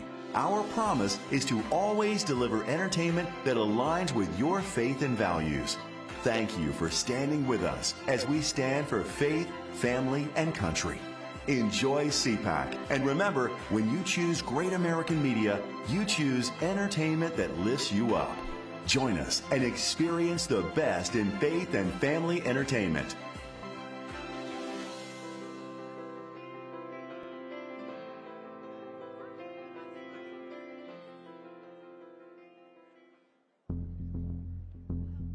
The only homicide on January 6th was the unlawful shooting death of Ashley Babbitt. This major new lawsuit that Judicial Watch filed, a $30 million wrongful death lawsuit against the United States government. She was unarmed. There were no weapons visible. She was shot in the shoulder and killed by Lieutenant Byrd. He popped out and shot her dead. Ashley was shot in cold blood, and the rule of law requires justice for her. Who's AARP really watching out for these days? They've made billions partnering with big health insurance corporations while opposing reforms seniors want, like applying big discounts to medicines directly at the pharmacy counter. Instead, AARP supports liberal price-setting schemes, giving politicians, not seniors, control over any so-called Medicare savings. With no guarantees, funds won't be spent on unrelated programs or pad big insurers' profits. If AARP and Congress believe America's seniors aren't watching, think again. Paid for by American Commitment. Ladies and gentlemen, this is a conversation with U.S. Envoy for Special Missions, Ambassador Richard Grinnell, and Politico White House Bureau Chief Dasha Burns. See, they're going to be nice to you. That's right. What's this?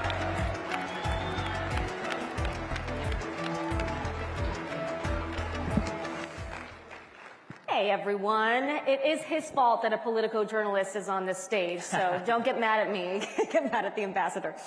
All right, I have so much I want to talk with you about, but the number one thing that everyone's been asking me about you is a new hat that you're wearing at the Kennedy Center. Oh. What is going on? How did that happen? How big an art connoisseur are you? Walk me through the behind the scenes there. Well, we want to make art great again. And what does that mean? No, look, I think, I don't know for sure, but I think the frustration that President Trump had is that the Kennedy Center has no cash on hand, no reserves, and they have been paying for the salaries with the debt reserves while taking around $40 million of public money. And so you can't have that. If you're going to take public money, then you get to have public input. And so what we're going to say at the Kennedy Center is, first of all, we got to clean up the financial situation. We have to do the big productions that the masses and the public want to see. We want to have really good programming. So the first thing that we're doing, I think the big change is for everybody to know you got to be at the Kennedy Center in December, because we are doing a big, huge celebration of the birth of Christ at Christmas. How crazy is it to think that we're going to celebrate Christ at Christmas with a big traditional production to celebrate what we are all celebrating in the world during Christmas time, which is the birth of Christ. Do you worry at all, though? I know there have been some folks who have been dropping out of performing at the Kennedy Center in protest. Do you worry about being able to bring in big artists to the center? No, we don't, because we already have them, and I think it's a real misnomer. But let me just say, there's one thing that got a lot of attention that this group dropped out, and it was all blamed on President Trump and me. And we've tried to correct the record, and I think we're going to have to do a more direct job, because it wasn't true. They had the Kennedy Center, before I arrived, before President Trump was the chairman, the Kennedy Center had made some decisions about this individual group to change them because ticket sales were atrocious. And so they said, you know what, we can't have this because we really don't have any money, and we can't be spending on things that aren't bringing in revenue. And so they made this change before we came, and then it was announced, and suddenly it was, you know, the gay men's chorus or something was dropping out because of Trump. That wasn't true. And it was replaced with some other things. That happens all the time. So I would just challenge you. So you would welcome the gay men's choir to perform if they were interested? Well, first of all, right now, if you're going to take public money, you have to prove that you actually can bring in revenue. We don't have any money. The woman that had my job before me was getting paid $1.3 million a year, and we had no money. How much are you getting paid for this? Way, way, way less. Wait, let me ask real quick, though, because we were talking about this a little bit backstage. How did this happen? Because you're going to Venezuela, you're going to Munich, and then suddenly you wake up and you're running the Kennedy Center? Well, again, I think it was a frustration from the president that there was no money at the Kennedy Center. But why you? Content and how did it crazy. come about? I don't know. You'd have to ask him. Look, I love the arts. I'm somebody who goes already to lots of different art styles. I appreciate a whole bunch of different styles of art.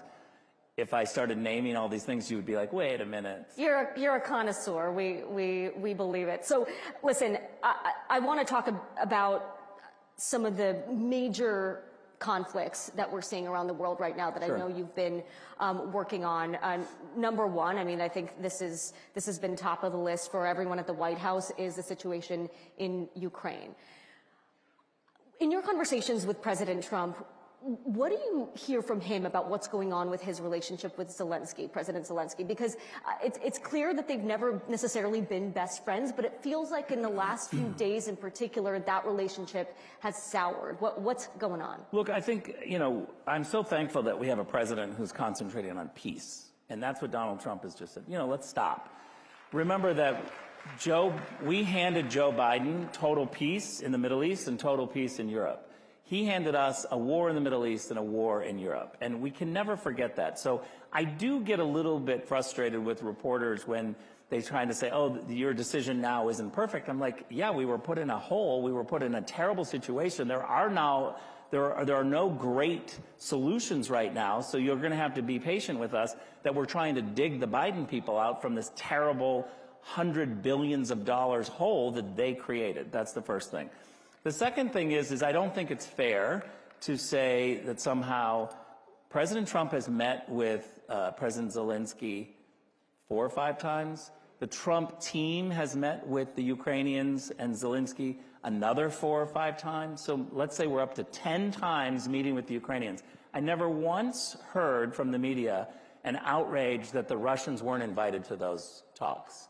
However, the one time that the Trump team reaches out to say, how about we talk to the Russians, there's this hue and cry from the Europeans and everybody to say, why aren't the Ukrainians involved? Well, I think it's because the Russians are the aggressors in this situation, and that's another question I wanted to ask you. President Trump has blamed Ukraine recently for starting the war. You know better than anyone that it was Russian aggression actually back in 2014. People forget that this goes over a decade back. But it was Russia that invaded Ukraine. So do you have a sense of why President Trump is making these claims now that Ukraine started the war? I think what President Trump is saying very clearly is we have to stop this war.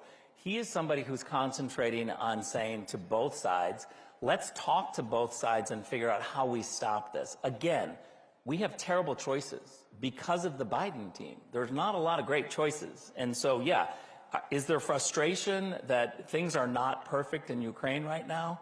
Yeah, but I'm a little bit annoyed that we were handed a file that was war when we handed them a file that was peace. And so I do think that we're frustrated. And but why make those false claims about who started the war? Why call Zelensky a dictator? What is happening there? Look, I think the American people are really frustrated with Zelensky. I think that there's a big frustration that he's not making great choices for peace. And again, when the American people are spending hundreds of billions of dollars, there's a frustration. Let's go back, you said 2014. Let's go back just to the beginning of this war, where Joe Biden messaged for more than 30 days that he knew through intelligence that a war was absolutely coming. The Europeans and the Biden administration all did one thing, which was prepare for more war. They talked about more funding for war. They battened down the hatches. They got hardware in there. No one was talking about peace. I actually think it's pretty immoral if the President of the United States says we're having a war in 30 days and we know for sure, and no one shows up in Moscow and Kiev to try to say, let's do diplomacy, let's stop a war. And now we're $100 billion later, and so there's a frustration. So you said President Zelensky isn't making the choices for peace. What do you think are those choices that he should make to bring an end to this that he's not making now? First of all, hundreds of billions of dollars of American money, again, I'll say that, and a whole bunch is missing. So we immediately say, okay, mismanagement of funds. What we want to see is talks with Putin. I don't think that talking means that you're weak. I actually think talking is a tactic to get to a goal. And so we've seen with President Trump, he can show up with Kim Jong-un, and we need to be able to have these conversations with the Russians. Look, I've done negotiations my whole life. I did Serbia-Kosovo negotiations. And I can tell you that if you're in the middle trying to bring peace, trying to make sure we're not spending hundreds of billions of dollars on war and we're saving lives, you need at least a person in the middle who can say, I'm going to talk to these guys, and I'm going to talk to these guys, and I don't care what kind of criticism I get, I got to figure out a way for peace. It's not going to be perfect, I will give you that. But again, I go back to the fact of we had it perfect in terms of peace. We were handed a war, and now we're being criticized of, well, how do you dig us out of a war, and you're not doing it fast enough, and you're not doing it fair enough? So we're a little frustrated. So the social media stuff, I mean, President Trump called Zelensky a dictator. Do you believe he's a dictator? Well, I think when you reject having elections and you're not moving towards that way, that people get angry about that. Is Putin a dictator? Of course. Putin is a dictator? Yeah, of course. So the stuff that we're seeing on social media... But I want to say one thing that's really important in this conversation. Donald Trump has done something different than Republican foreign policy leaders have done for 25 years. This is a paradigm shift, what he's doing. We articulate very clearly under Donald Trump, we don't do regime change. We are going to deal with the countries that are in front of us. And our criteria is not how do we make that country better, how do we make America better, stronger, and more prosperous for the people that live here. So I was in the East Room when President Trump held the presser with Prime Minister Netanyahu, and he announced the plans for the Riviera of the Middle East in Gaza. Is that art of the deal talk? Is that a serious plan? What is your sense of where President Trump is headed with that idea? Well, first of all, let's start from the fact that he's a great negotiator. So we know that he's negotiating all of the time. Secondly, I think, again, I sound like, I keep repeating myself, but we had peace there. We had peace agreements, right? The media and the intelligence agencies told President Trump if you moved the embassy, there would be outright war. We know the opposite happened. Peace agreements broke out. And so I think you got to say to Donald Trump, you know how to deliver peace. You certainly know how to negotiate Americans into a peaceful situation. And so my kind of attitude is let's watch and see how this plays out, because I have full faith that Donald Trump is a great negotiator, and he's delivered peace before, and he's going to have to do it again now because of the Biden regime. Regardless of what it looks like, us getting involved in Gaza, I mean, President Trump has talked about getting out of foreign entanglements. That's a promise that he made on the campaign trail. How does that jive with his promise? I think that's an incredibly fair question. Thank you. You hear that, guys? No, I do. I think it's a legitimate question to say, wait a minute, you've said this. Yeah. Again, what I think the thinking and the criteria is how do we deliver peace? And I've spent 8 years at the UN, and what's been happening in the Palestinian territories and in Gaza, we've been talking about for decades. We were talking about this. The U.S. still has a role to play and should play a role in peace in the Middle East, even with the America First agenda? Yes, but that doesn't immediately mean that we jump to boots on the ground. And I would say the other thing is, I'm a diplomat. You're going to hear me talk about diplomacy, not about war and the things of war. But I will say that as kind of a chastisement to the public debate right now, when you talk about security assurances, stop assuming that security assurances are just simply American boots or UN boots and guns. I can't think of a better security assurance than private equity folks on the ground. American businessmen on the ground trying to do deals and help rebuild or help bring economic development. If you've got a bunch of Americans or Westerners even that are in Ukraine, that are in the Black Sea, doing economic development, I can't think of a better way to have a security assurance. And I know we're running low on time here. I do want to talk to you about the wildfires in Los Angeles. I know you know people who have lost homes. I think anyone that knows anyone in LA knows people who have had tremendous loss there. How are the recovery efforts going? I know the president at the roundtable in the Palisades tasked you with some of that effort. How are things going with FEMA? We know Democrats and Republicans can agree that FEMA doesn't always work effectively and quickly. What are the bottlenecks, and what are you doing there? Well, thanks for asking. I think that the reality is that the federal response is mostly money, and so we are going to have strings on the money that we give to California. They've made terrible... There will be conditions, okay. There will be conditions. We're talking about those conditions now. As a Californian, I'm all for it, because I don't have faith that if we went back and we just gave California hundreds of millions of dollars, they were going to go back to their same old ways of not giving enough water, having dangerous situations on the ground when it comes to forestry. It's going to happen again. Yeah, what are some of those strings you're talking about? Well, I don't want to commit too much, but... Give us a little. But I will say this. Everyone who's involved knows that the California Coastal Commission is a disaster, and it needs to absolutely be defunded. And from just a way to think about government, we already have local government making these decisions. Layering it on with the California Coastal Commission is a terrible idea. It's an unelected group of people who are crazy woke left, and one person can stop progress, and they've made California less safe. I think squeezing their federal funds, making sure they don't get funds, putting strings on them to get rid of the California Coastal Commission is going to make California better. While we're on California, since you have so many ideas for the state, are we going to see Richard Grenell run for governor of California?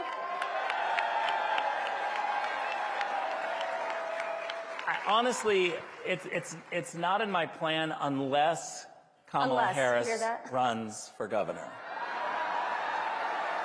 If Kamala runs... You're jumping in? I mean, here's the thing. We already know who she is. We've spent hundreds of millions of dollars to define who Kamala Harris is.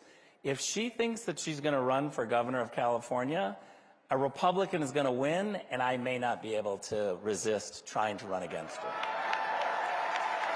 Making news here at CPAC. Lastly, before I let you go, we talked about the Kennedy Center. You've got that performance coming up in December, but what is your ideal performance at the Kennedy Center if you could have anyone perform? Dolly Parton. Dolly Parton. Is that an official invitation? Of course, of course. I'd love to see it. All right, Mr. Grenell, thank you so much. Thank you, everybody.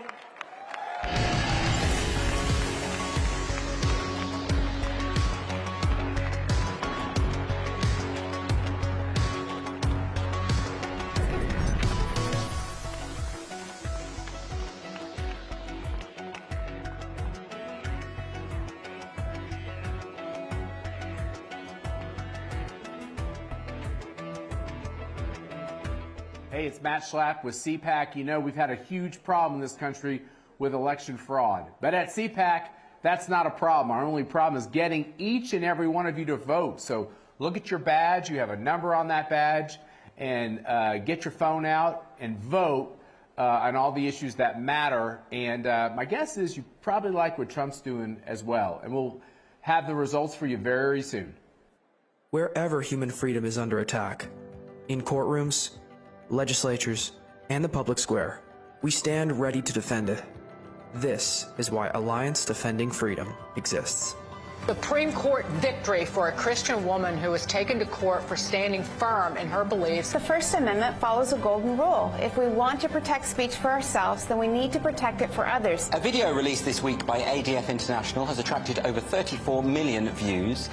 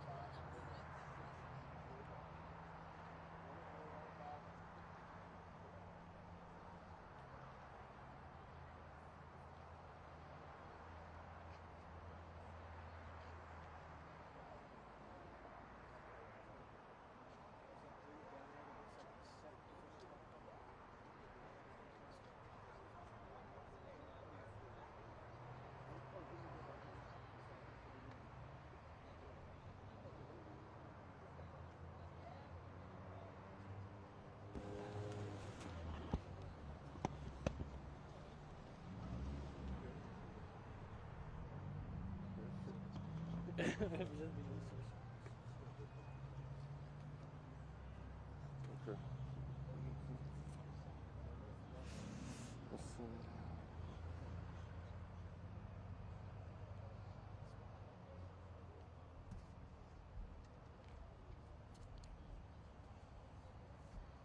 folks, Stefan Johnson here again from WDRB News. We are live on the scene of a triple shooting outside a driver's license branch off Dixie Highway. To give you some perspective, this branch is next door to Cracker Barrel, right off the Gene Snyder freeway. Police were called here just after noon on Friday, and in broad daylight. Apparently it happened right outside the branch here. There are still a number of police officers here, Metro Police and Kentucky State Police officers here as well. What we've learned so far, one person was shot and died at the scene. A male, two females were shot, transported to the hospital, and died later from their injuries. Police say they are looking for at least one suspect who left the scene in a car. Right now, they don't have a description or a make and model of the car or a description of the suspect, but want to hear from anybody who has information about what happened again just after noon today in the 6200 block of Dixie Highway, right next to the Cracker Barrel at the license branch. Again, in broad daylight, 3 people are dead, and there is at least one suspect on the loose. Stay with WDRB News for all the very latest.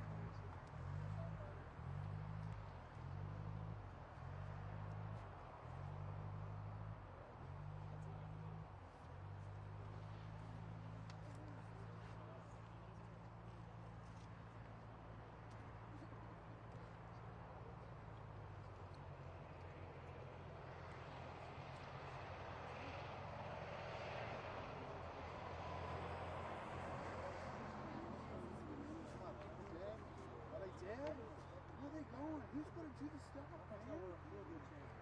Is your stuff turned on? You have batteries?